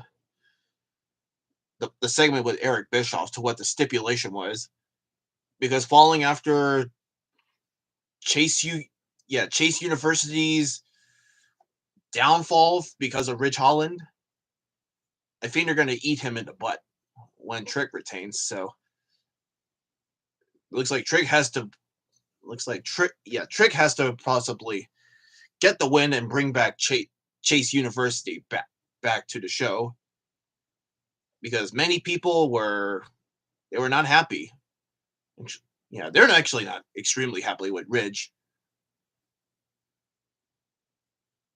because because of how much attention that he has grown now, and we'll see it unfold as that's the next match.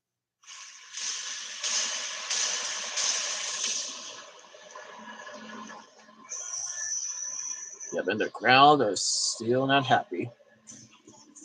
I think he's going to be the next man to be heavily booed by the audience.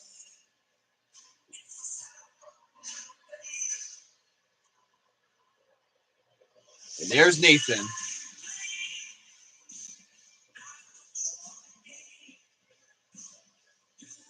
I feel like this. I don't know if it's me, but I feel like this is the Ridge Holland that everybody wanted to see, like have total momentum. Because the Ridge Holland back at WWE and even the pre NXT era, like the black and gold era, that was great, but it's not as great for what he is right now. Challenger, the answer is obviously yes. He has ruined lives. It looks like this man's all decked out in white. I think this shows like the more tone of his villainous plan. Like with I know that black you stand out more, but white there's another tone to how you stand out. Yeah, everyone's heavily booing on Ridge, so he could possibly be like the next Tommaso Ciampa, like the big man to be heavily booed. Yeah, I can see from the audience they're heavily booing at him. I mean, there's Dirty Dom, like number one man to be heavily booed, but Ridge might be next.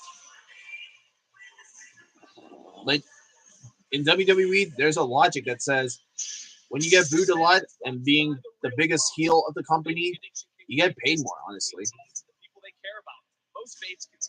I mean most baby faces. I thought they would get paid more, but apparently, when you become more heelish, the more you get paid.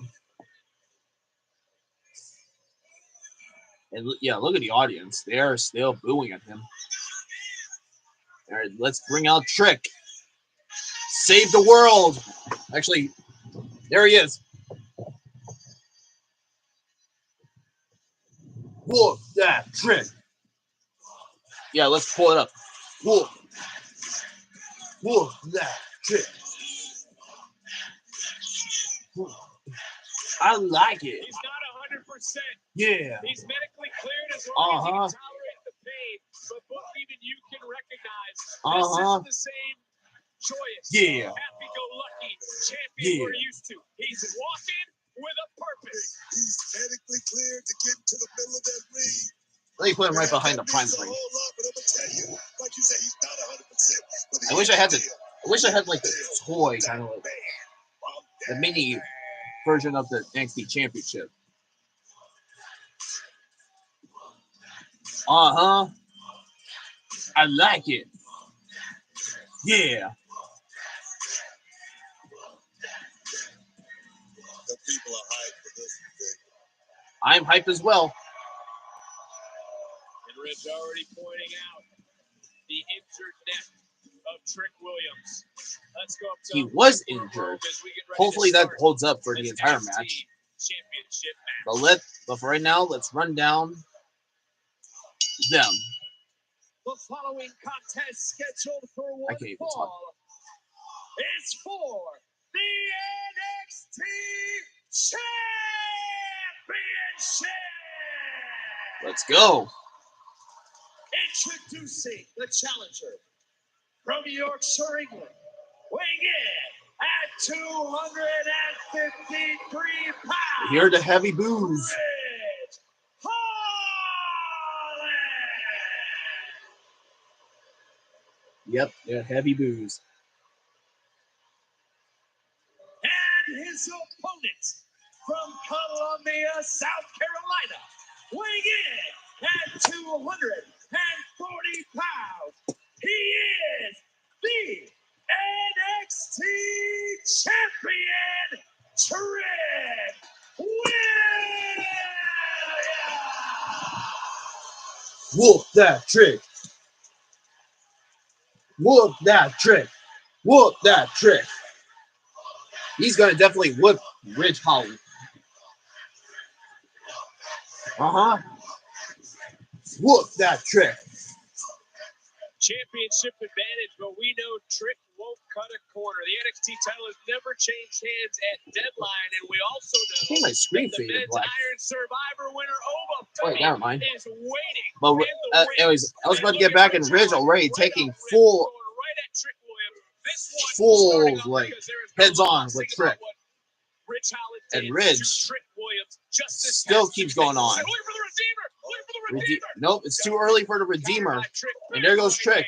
By the champion. These two, of course, have never faced Looks like off a- in singles looks like a hook. competition, but Trick Williams is fighting for And the now NXT Trick heel now title. catches And he Ridge said to that the a few corner. weeks ago. Look at Williams. While the referee Sucking it counts up right for now with Ridge. the Has fight. Trick been in this sort of fight, though, before? It's not Splits the it up. other form of brand, it's not just about a And title. now Ridge, going for the injured neck. Fight on a whole lot of emotion And now right Ridge with the I don't with like the clothesline. right now. And then He's you- hot out of the gate. I just realized it's starting to get loud first. So let me lower it down. And there comes Ridge, and it wasn't long ago. Now he was Ridge talking taking about accidents, Trick for a needing full to advantage. step away, But Trick misunderstandings. It was all reverses it. absolute A facade drop kick as he just got dropped on the with ri- a kick. on the Ridge. And now a takedown. Going for the forearm punches. That was an important moment I want to bring up. And I'm feeling hot in my room. Another takedown. Well, spear and a takedown. Who cares? This goes back to what you said maybe about 90 seconds ago. And Trick Shift the emotional state getting back of up. the champion. Going for those punches. And now, looks like he's going to send him to the ropes. But Ridge gets back up. Clothesline from the back. Looks like he's trying to go for that injured part of his neck. Hooks the leg in a 1 count. Why has Ridge booked? And I want you to give me an honest answer. Also, I just realized that my lights are off. Hell bent on destruction. Here's a little magic. Dome lamp. Turn on the lights. All right. Touch it. Have its power. Okay. All right, getting back to this. Looks like Trick now has taken down the Ridge for a second there, but and now he sends Ridge out of ringside.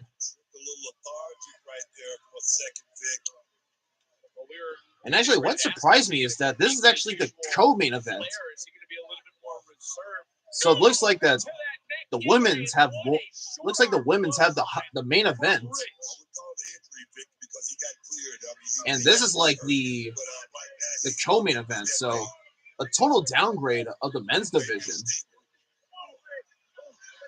I mean, all the women are great, but the men, they had to work themselves even more. Oh yeah, I forgot because it's Stephanie Julia. But we'll talk about them later on tonight. Right now, it looks like they're now back inside the ring after a little action out of ringside area. Rich taking him to the corner. And another corner. There he goes. So do you think he's going to be more reserved due to the neck injury? And another corner. And a cutter. Hooks the leg. 2 count. And still my voice is about to crack. Not crack, but destroyed. He's not 100%. We talked about that. He's going to have some moments. Actually, I'm going to save the Biscoff for later because I'm going to drink that for dinner. Might as well drink the drinks that I have here. And this will all get me to the toilet in the next, after this match. And now look who's holding on to their neck and their throat. It's Rich Holland. But it is my throat's about to be destroyed, Vic, so send a medic team. Help me out. Yeah, but he's banged up right now. He's battered and torn. He's worse for wear. And oh yeah, they showed us here right now that Saturday night's main event is gonna come up like next week. And if I'm gonna do this next week, I'm gonna post like might as well do like a first live stream for Saturday, the first episode of Saturday Night Live, because so far we got 2 big championship matches for that episode, and I'm looking forward to see that. So, in your opinion, Trick's got to get this over quick because the longer it looks like Ridge got out of it, as Trick was going to get like body lunge him onto the corner, and now Ridge, their neck breaker, focusing on that neck, and Ridge with the nasty stomps on the back of the neck. It looks like Trick is in serious trouble after those heavy stomps.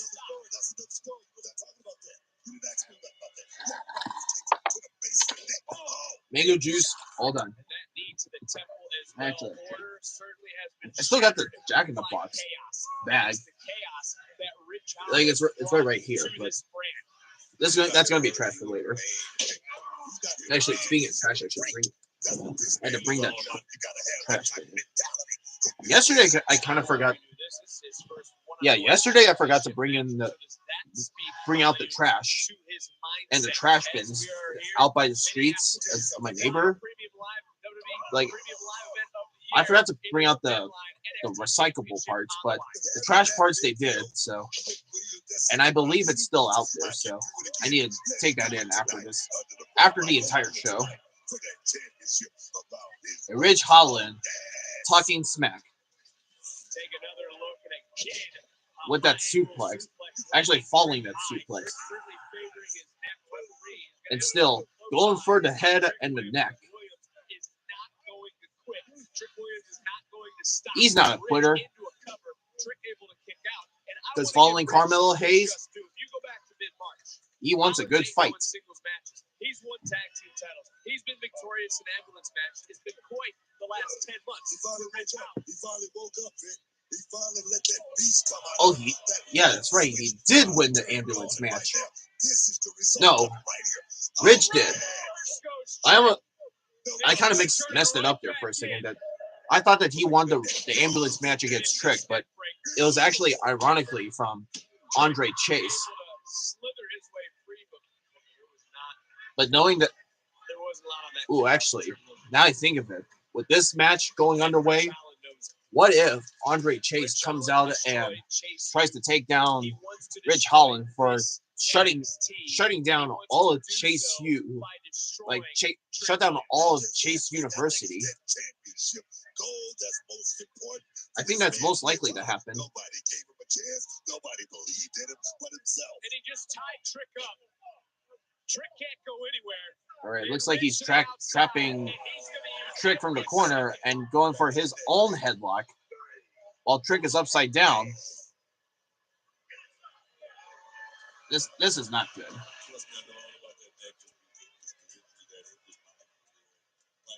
Now Rich is getting back in the ring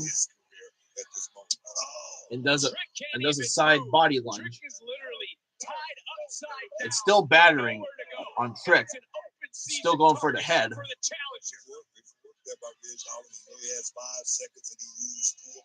It looks like Trick, he's about to get out. I mean, not only the neck, but the torque on the knee of Trick Williams, the ankle, as Ridge is just yeah, just trapping him in there. This is going to be very nasty.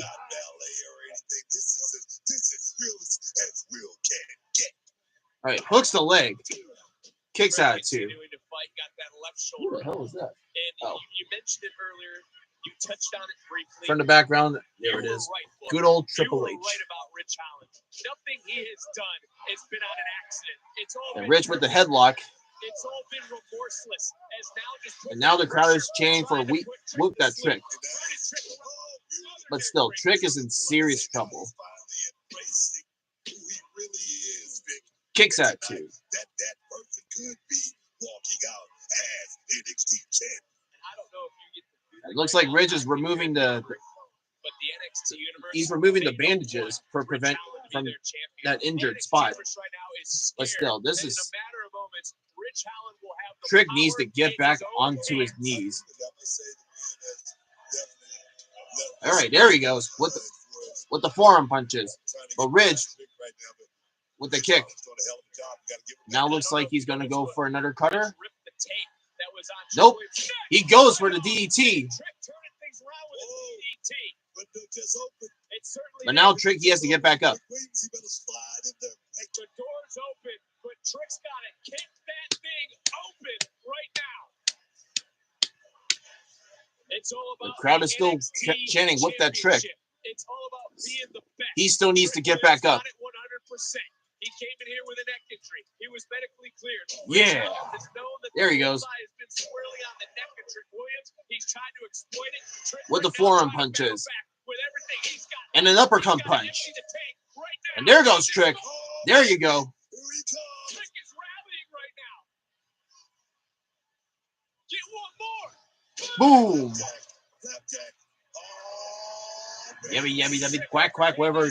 Yeah, whatever Booker T says. Can he do it again? Oh, but Ridge, he caught him with a crossface. Now this Trick tap. Nope. He's going for another. He's going for a cover, but kicks at two. And Trick hooks the leg and a kick at two. Looks like he was going for like a Nelson slam. Or Uranagi, whatever. I couldn't even speak it. I couldn't even say anything at this point. But now Trick is going for the trick shot, but nope. Looks like Rich Holland. He's got him with the whatever Vic says. He's gonna go for it again. That's gotta be it. Looks like a white noise. Hooks the leg. Kick at two. The focus of the offense has been heavy artillery to the net. Trick right now. What does he got? I'll give Rich this. He looks very strong out of that match. This match, it looks like Trick looks a little weak, but from those moments where it looks like he was going to do like a trick shot and all the combat moves, and there goes the combat move, and Trick hooks the leg, kicks out at two. This time, able to get out the back door. NXT Championship on the line one more time. Yeah, that knee strike. Not a trick shot. Wasn't able to put Rich down. Gotta give it up for this young man fight. Now all men in their corners, trying to look each other down.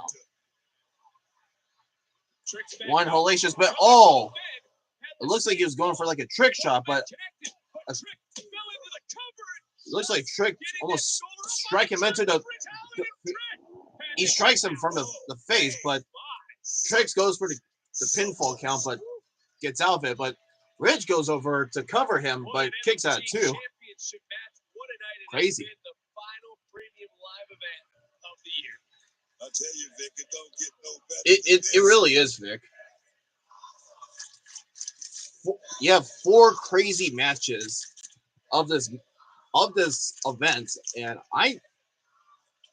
this is crazy, y'all. Here for WWE Deadline is taking a look around at the bodies that are spewed everywhere. Bodies are really pretty much everywhere. Trick just went spine first. And now he's gone into the steel steps. Onto the steel steps. Rich and Trick are out ringside area. Looks like Rich. He's gonna set up something from the table, clearing everything out. It's not just about the championship. It's about maiming. It's about disabling and destroying Trick Williams. This is not going to be pretty. Despite that the penalty box is right there, anything could happen from at this point. What he's gonna do? I feel like Rich is gonna go for that. Oh, I was about to say they're gonna do something, but Trick reverses it. And now Trick came back down and focusing on Ridge back inside the ring. He's going for it. Nope. Oh! His neck is caught from the ropes. Oh, that looks scary.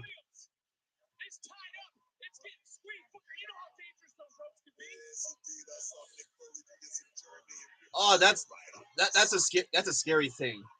Like Trick could almost like suffocated, like or choked to death from the 2 ropes tied together. And I saw that one girl from the audience, like she was scared. But it looks like it's setting up for Rich for that move. Hooks the leg.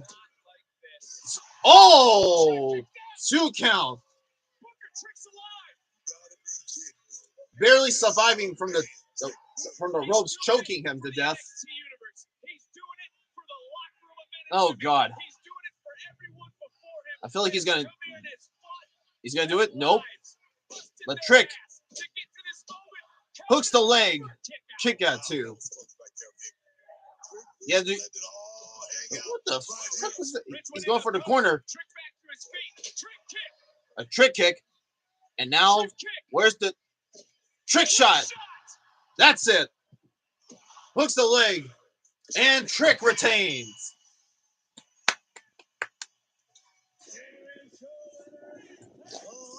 And still, your NXT champion.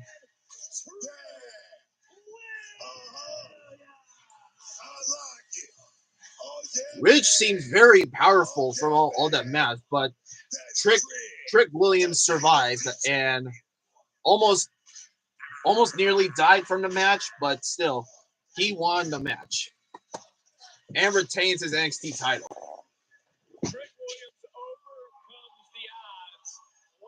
And like I said before,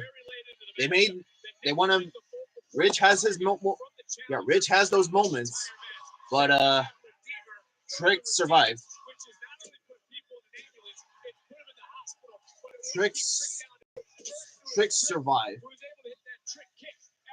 He retains his title despite getting caught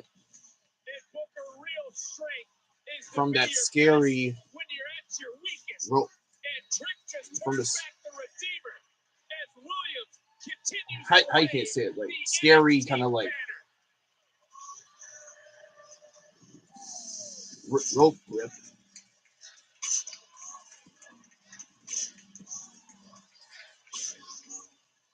All right, let me lower the volume down. WWE Deadline, NXT Deadline, whatever.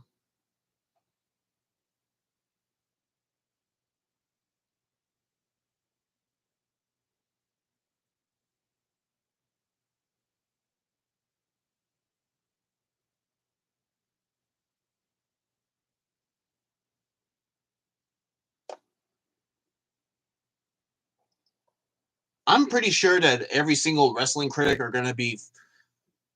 They look frightened at that moment to when his rope get caught.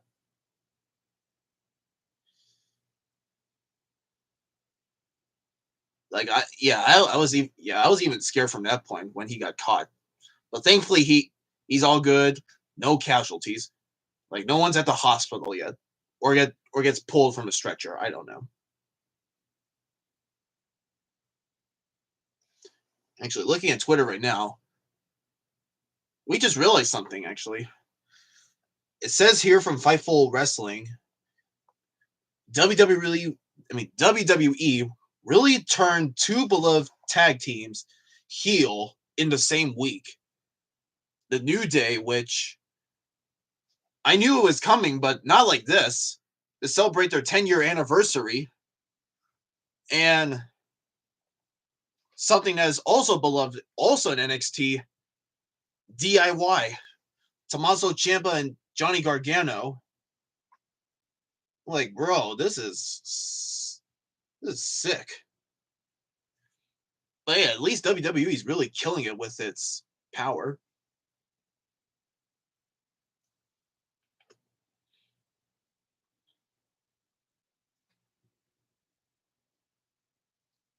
Actually, here's what. Actually, speaking of Twitter, just went to Wrestle Talk, and it looks like they said something about Dave Meltzer of his official rating for War Games of this year. So, women's War Games, he gives that a free. Shinsuke Nakamura versus LA Knight at 2.25, which I understand because I knew that it's not going to be great, especially from the ending where he hits him with that Kinshasa move. Like, I thought he was going to kick out, but that was it. I mean, that left us very disappointed. And then the IC triple threat match, that was a good one, and he gave that 4.25, 4.25 stars. I mean, that's an acceptable score. Gunther versus Damian Priest, 3.75, which I understand because it's the whole like revamp of the SummerSlam match in the Bloodline War Games, a 4.25. So, like I said from the live stream, it wasn't bad at all. There's so much things that could have been better, but it could have been worse.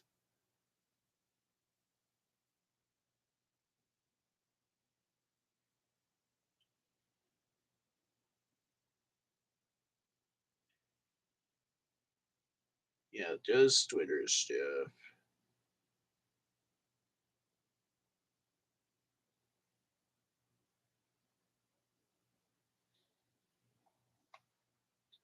So now all we have left is the NXT. Yeah, now all we have left is the Women's Iron Survivor Challenge, and this is the one that everyone's going to be looking forward to. And even I'm looking forward to this too. Five polished women of a championship match. I mean, not for a championship match, for a number one contendership match for the women's championship. And this one's going to be great. Japan Sensation versus Chile's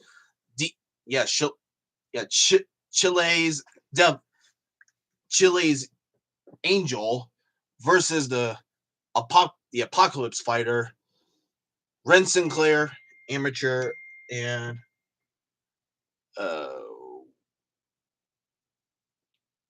and there's Solo Ruka, who is a surfer. Let's not forget that. And there's Ethan Page right now, so we might as well turn it up and see what's going on. Again at Halloween Havoc, earn my way back into contendership. Tonight with the Iron Survivor, drop the ball again. And yeah, if it wasn't for Oba entering this match, I would have rooted for him. 18 years. 18 years.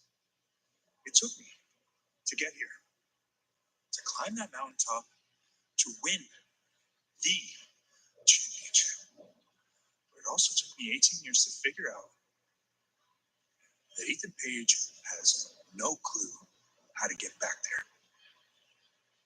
What are you saying? What is he? Can't do this. Damn. Ava, those are interesting remarks from Ethan Page. What are your thoughts? Ethan and I don't always see eye to eye, but that was a hell of a performance from him tonight. Not sure if he's still talking off of emotion or what. Yes, emotions are certainly still riding high. I was just with Wesley and Javon Evans, and they were about to go after each other. I saw that. I think it speaks in volumes about how much Obafemi being in the match really changed things. As for pretty Wes much. and Javon, I think this Tuesday on NXT is the perfect place for them to finish whatever they've started. Well, this Tuesday we'll be back in Orlando, and then the following week we're back on the road in Lowell, Massachusetts. You're right. We are going to be in the Lowell Memorial Auditorium, a very historic venue. And Sarah, the first NXT of 2025, New Year's Evil, will be live from LA. We're going to kick the new year off. Wow. Okay. Hi, guys. Hi. Hey, What are you doing here? Tiffy's here. Minneapolis is my hometown. Duh. And I miss Money in the Bank. I can go wherever I want. Double duh. Anyways, if my memory serves me correct, I heard that there is going to be a title match between the Iron Survivor and Roxanne Perez. Is that correct? Yes. So at New Year's Evil, whoever wins the Iron Survivor tonight will face Roxanne Perez for her women's championship. Interesting. I just had a Tiffany epiphany. That always happens here. Maybe in La La Land, it will be Tiffy time. Toodles. Oh, it could be Tiffy time in the city. No, don't touch the NXT Women's Championship match. Or actually, don't touch Roxanne at all, because she's a woman of her own character. You have all the highly polished women of NXT right now, and if you want to come up for this title, girl, you messed up. I know there's Liv Morgan and Nia Jax, and they're all very sensitive to whoever touches the title. But you need to have your own moment right now to be sure to who you challenge perfectly. Like, you cannot touch Roxanne Perez or any of the women of there right now. Like, it's not going to happen. And that's exactly what we're looking after. The NXT Women's Iron Survivor Challenge match. Julia, Stephanie Facure, Zarya, Ren Sinclair, and Solo Ruka.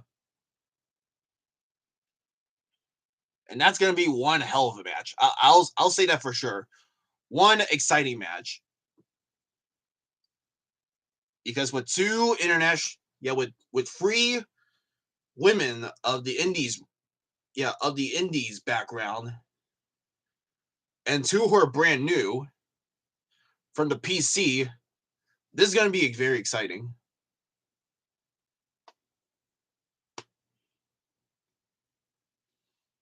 And like I said before, I personally believe that Julia's going to take the W. Now, for point-wise, I think that she'll come out with, like, 3. Like, it might be impossible for Julia to...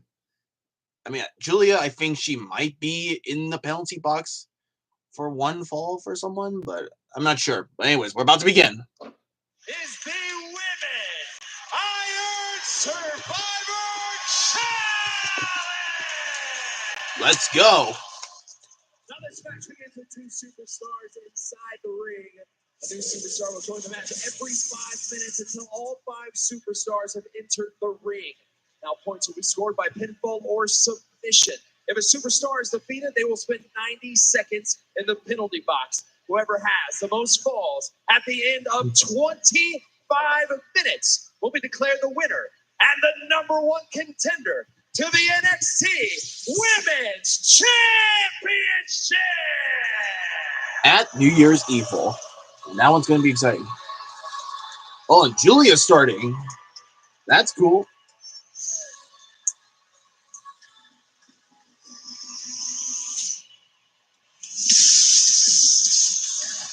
there she is. Let me lower the volume down. And introducing first, Julia. If this was Egyptian times today, she'll be known as like the modern day Cleopatra. I mean, she has the looks. She has very good wrestling abilities. But yeah, I say that she'll be number one contender again for Roxanne Perez's title, and she'll have her moment to be crowned as the new NXT champion. Although we do love Roxanne Perez, this is a new era, and new era means we need a new person to hold the very title.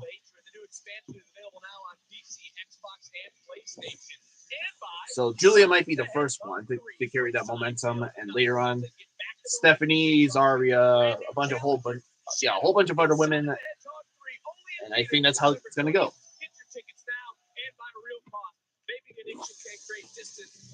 Oh, and looks like Ren Sinclair's gonna come out, despite that Tavion Heights and Miles Bourne did not win the title, but they had one good match.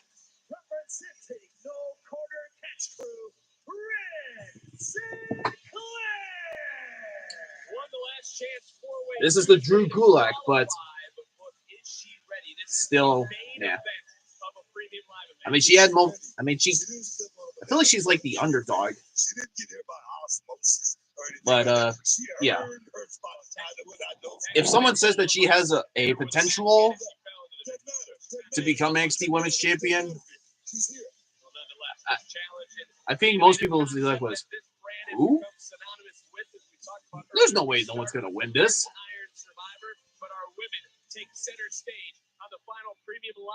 But still, they're all great. So let's have one exciting match, folks. And I'm ready to kill my voice. So I have my coffee ready. So let's begin. Well, if I actually dive into it, she did snap a hooks the leg and 2 count. Going for the pin on Julia. Ren did that. All right, let's have a proper match. Here we go. But now Julia goes for the pinfall and a kick out from Ren at 2. 30 seconds into this matchup, everyone looking around, and look, the winner faces Roxanne Perez for the women's championship. I feel like this is a history-making moment for this main event. I don't know if no. really wants to get into a test of strength here with Julia. She has a party. I don't think that's Julia's strong suit or strength or anything like that. I think it's her ability. I think it's her knowledge or skill. I think that's what it is. I had to run my dad. Julia she has has the a party. advantage there for a moment. Back into this test of strength between these two for 60 seconds. Yeah, a proper lockup, and it's going to go very well, I guess. Well, hopefully, because still going for the looks like amateur grip, and it looks like Ren's taking full advantage to take down Julia, but Julia now turns around and trying to hurt Ren.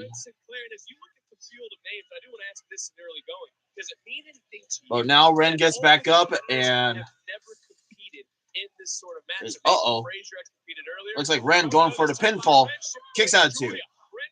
Kicks out 2. Kicks out 2. Again, kicks out 2. Nope, we're not gonna play silly logics. 1, 2. That was great. Okay, now Julia with a headlock. Well, Ren gets back up. Nope, it looks like. All right, takes Ren down. Continues with the headlock. Catches her arm. Going back for the head again? Trying to lay out. You even questioned Von Evans trying to empty the tank with the power that he was going back for the headlock, but trying to get the arm. It looks like she's going for like the rings of Saturn. Yep, ring of Saturn. But Ren goes for the pinfall count, and Julie, she's going to pinfall count, but they all get out of 2. This is a stress point, by the way. Anyways, hooks the leg and a kick out too. So many of those. What the heck is going on? Hooks the leg. Another kick out too. All right, there. Okay, there goes Julia with another pinfall kind of like thing, and another kick out too. Looks like these women, they all want to take. Yeah, the current ones in the ring, they all want to take each other to the. They want to take them into the penalty box and just spend there for 90 seconds. But Ren Sinclair is just like, show me what you got. All right, let's go. A proper wrestling match. No more pinfall kind of like things. Like you got special maneuvers, but I think you had to save the best momentum at the very end. At least we're about like at the 20-minute mark. I don't disagree with that. Right, Julia going for the strike, but Ren gets off it, and now she catches her in the head. Go for the headlock. It was very quick, but I think for this match, it's going to make Julia a bit more stronger. As you know, she's currently in the ring with Ren Sinclair. And I want to bet if Sol Ruka comes out, it'll make her much more stronger. But by the time we get to Vacure and Zarya, it's going to get more, it's going to be even bit more like bigger and stronger. Like they're all great women. All right, going up the ropes and elbow strikes. Nope, but Ren catches her, going saying Julia the ropes. But now there's a shoulder block. And now Julia trying to get Ren up. All right, now the 5 minutes is about to come up, and under 5 seconds, who comes out next?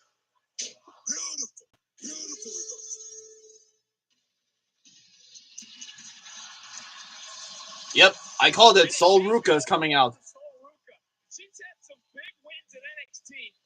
Yeah, big wins as of late.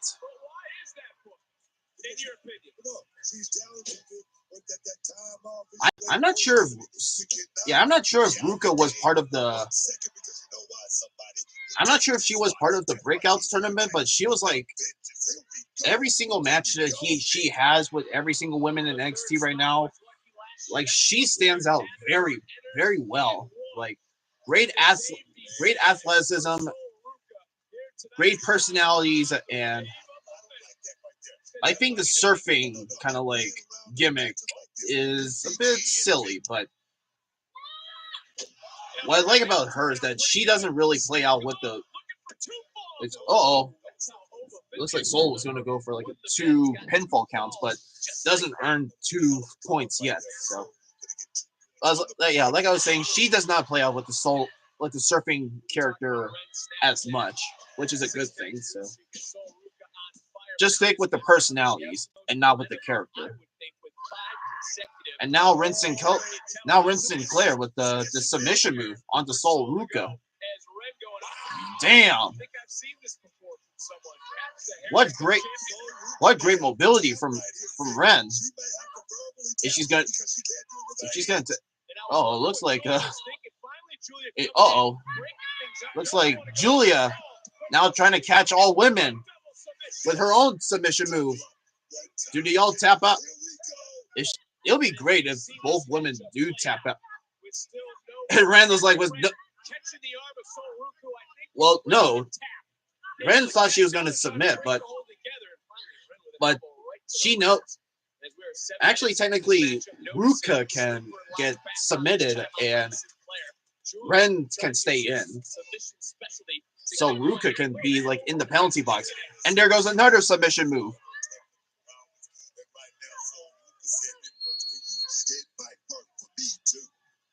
This is going to be... Ren gets out of it with a stunner. Right from the neck. And there it goes. Ren with a submission move. With the armbar. The Sol tap out. Soul just waved no way. But Julia's about to come in. But now Ren going for a submission move on Julia. And there goes Ren. Like, oh damn! Another submission move. Another submission. And are you surprised by all the submissions we're seeing right here between these two women? I mean, it's such a unique style. These are like crazy transitions from like submissions and pinfalls. Like, this is great. And now my voice is killing. I need coffee. And a drop kick. There's a drop kick from Ren from that submission. Guessing preventing this is likely to prevent any of them to get like points. Uh-oh. Ren picking up the pace. Oh, and Ren with the move of her own. Hooks the leg and Julia breaks it up. That's why strategy comes into play. And now, oh, but Ren catches Julia, getting her onto the corner, but now she's going for Soul. And now both of those women, they're going after her against Ruka, but now Ruka gets out of the ring.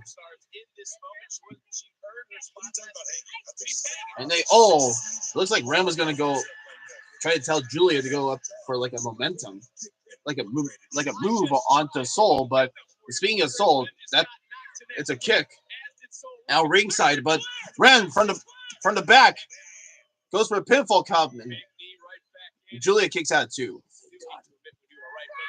And now Julia, the Northern Lights bomb, hooks the leg, and there's a score for Julia. And hooks the leg from Solo under the 5 seconds. We have a new competitor. Who's it going to be? Here comes danger. Zarya's coming out. Beware. The apocalyptic women fighter. She's now entered the ring. Looking very dangerous.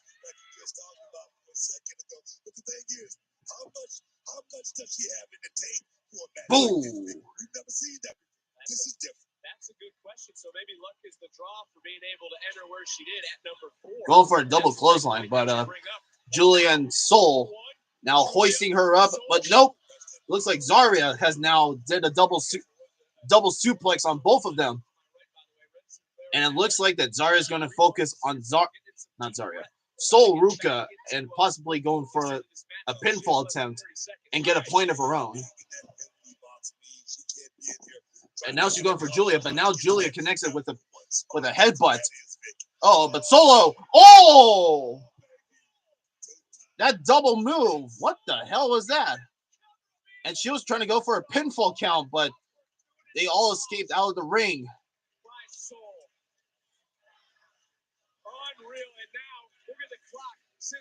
And the crowd is chanting NXT. And I just got a little distracted there from a second. And Ren just got out for the penalty box and goes for the pinfall count. And Ren has to go back in the penalty box. Ruka gets a point. Yep, she has to go back in the penalty box for another 90 seconds. So sad. Yeah, I was about to say, you're gonna make these women much more stronger. I mean, Soul has been in NXT for quite some time now, and I say that she's more experienced, but not in these kind of like stipulation matches. But speaking of Soul, she just drove Zarya onto the pole, and now they're back in the ring. Well, on the edge of the ring, but they're trading punches, and guess wait for kicks. Nope. Oh, jeez, this is gonna a suplex.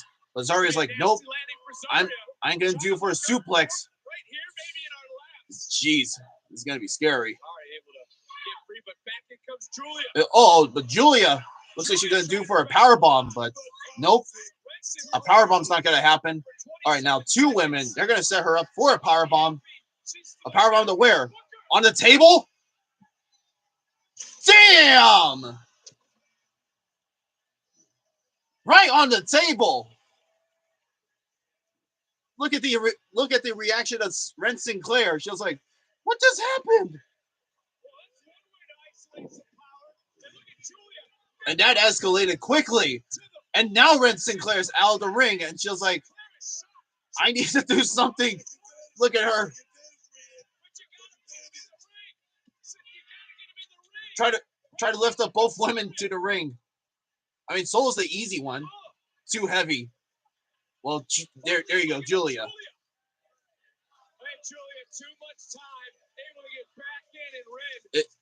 She was like, no, I don't want to go back in the penalty box for what I just saw. Okay, let's get back to some more great stuff.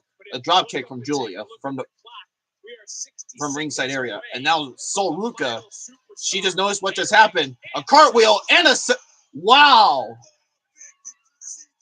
A backflip onto Julia and Ren Sinclair. Let's see that again. Actually, the first OMG moment. Zarya going through the announce table, and Sol Ruka with the cartwheel and transitioning with the backflip, crashing both her actually slamming both her Julia and Sol Ruka.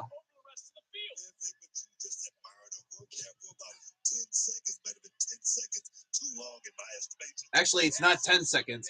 In 20 seconds, Stephanie Vicure is going to come out and make this match even much more better than we all expected.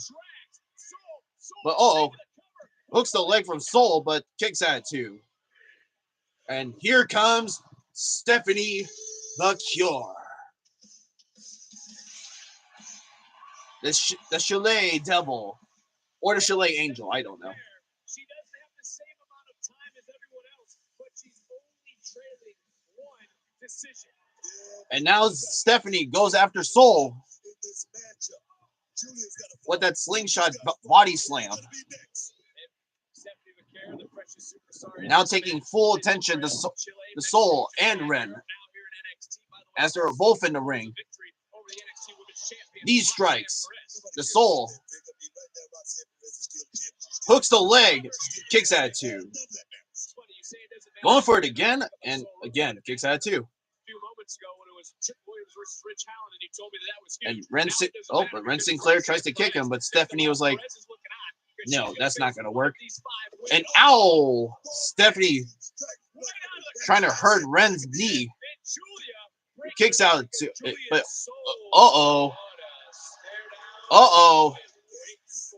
Julia and Stephanie now be together. They were friends, but now in this match, they're enemies. But Zarya from the back. Trying to smashing Stephanie onto that penalty box. Yeah, 3 international superstars. They're gonna make this match more exciting. And Zarya with the suplex. And Sol and a spear.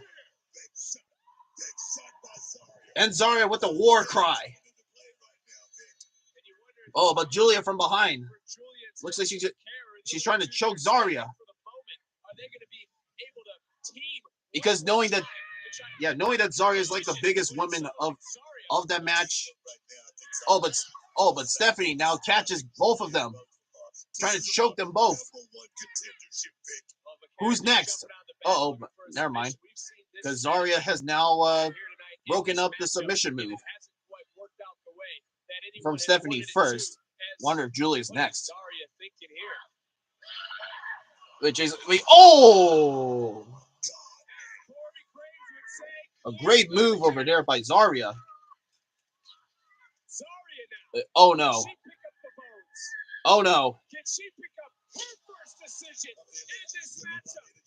She does her move and hooks the leg, and Zarya gets a point.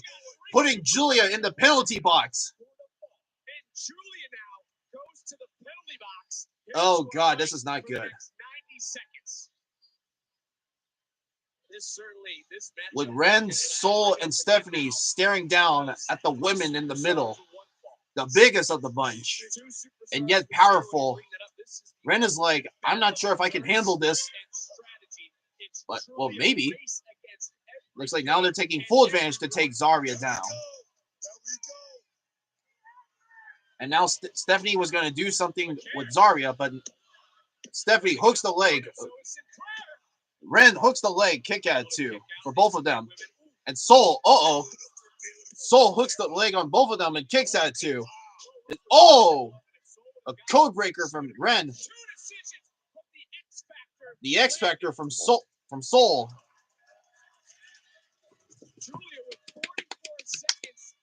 That was great. And now these two women who made big impacts, but and now Zarya, a backflip from both of them. Moonsault, whatever. Zarya hooks the leg on Ren and she kicks out. This is amazing. Anyways, game back.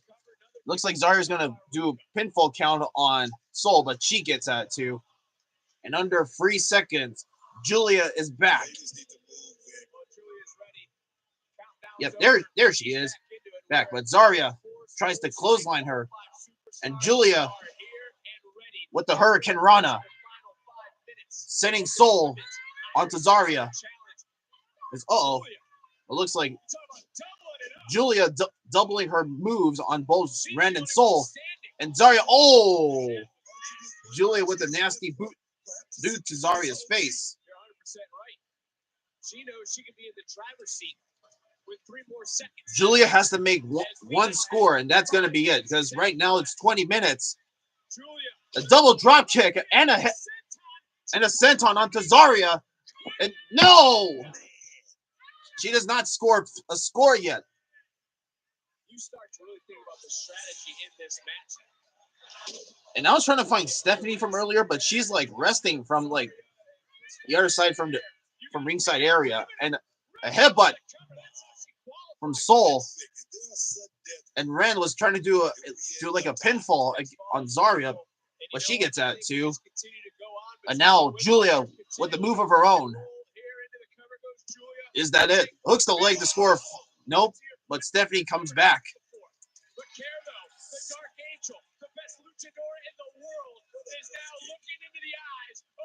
And now Stephanie is asking Julia to get back up to properly fight.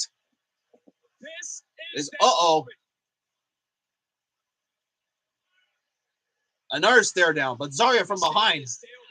And also with Soul. Looks like Julia with her headbutts. And so does Stephanie. And a collision from both of them. And a drop kick.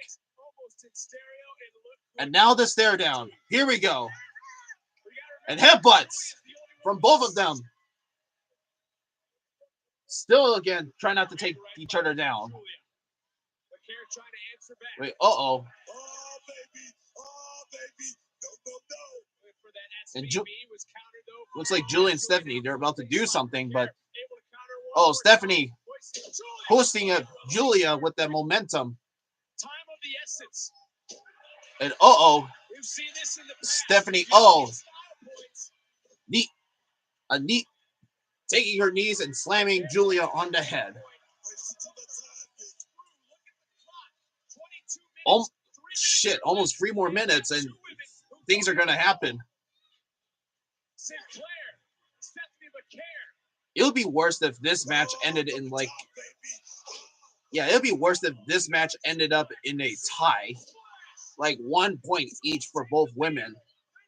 Wait, here comes Zarya. A suplex. And Ren Sinclair, watch out for Zarya.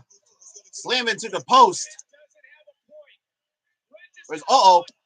And Stephanie with a Ren again back at the penalty box. back in the penalty box because Stephanie put 1 point. If it would be insane if Ren actually got if she goes back in the ring and all women are down with their own finishers and ties it up. This is going to be one hell of an event. Anyways, getting back to this, Sol Ruka with the pinfall kicks out, and Julia and Stephanie working on Sol. Sol, does nothing. Stephanie was going to do a 619, but Julia with something, but Stephanie, nope, but Sol. Oh, it looks like Sol's going to do something. Whoa! A double clothesline with that special maneuver. Hooks the leg on Stephanie and kicks out.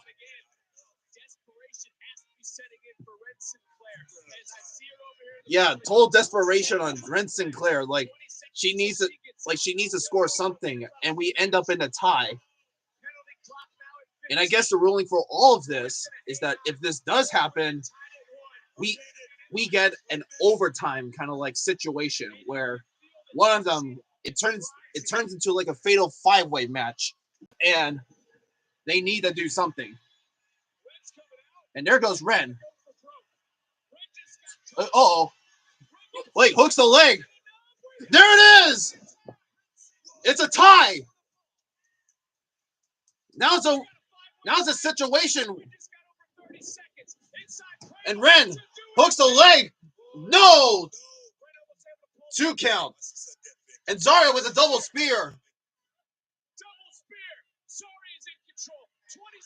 Zarya with her move. And there's Julia. Yes, come on. Painful. Go. Yes. Julia scored a fall. And Stephanie. Oh, shit. 2 count. It's over. Yes. Julia wins. Here is your winner and our new #1 contender to the NXT Women's Championship, Julia.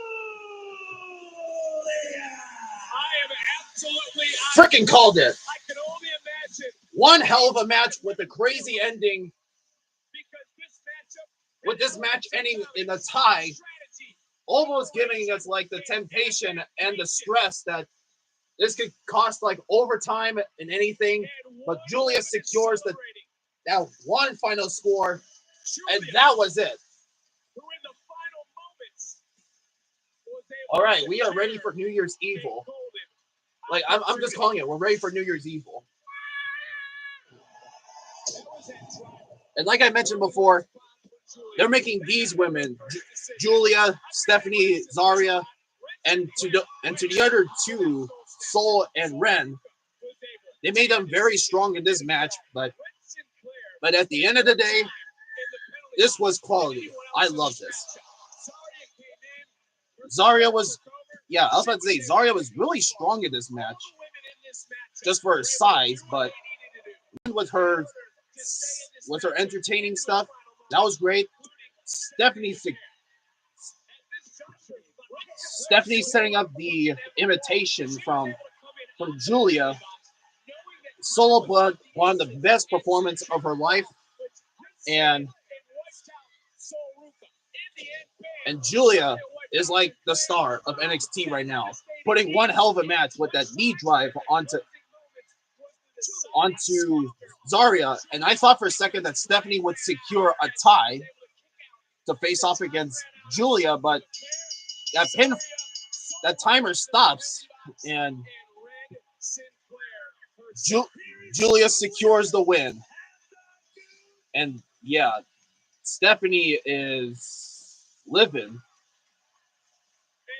And there goes the confetti.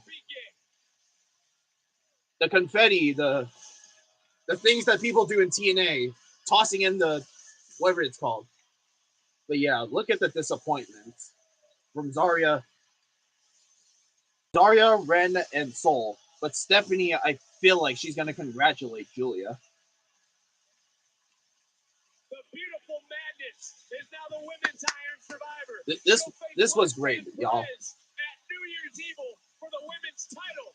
Could a new year usher in a brand new era? I believe so. It's going to be a brand new era. Man, this is great, y'all. So,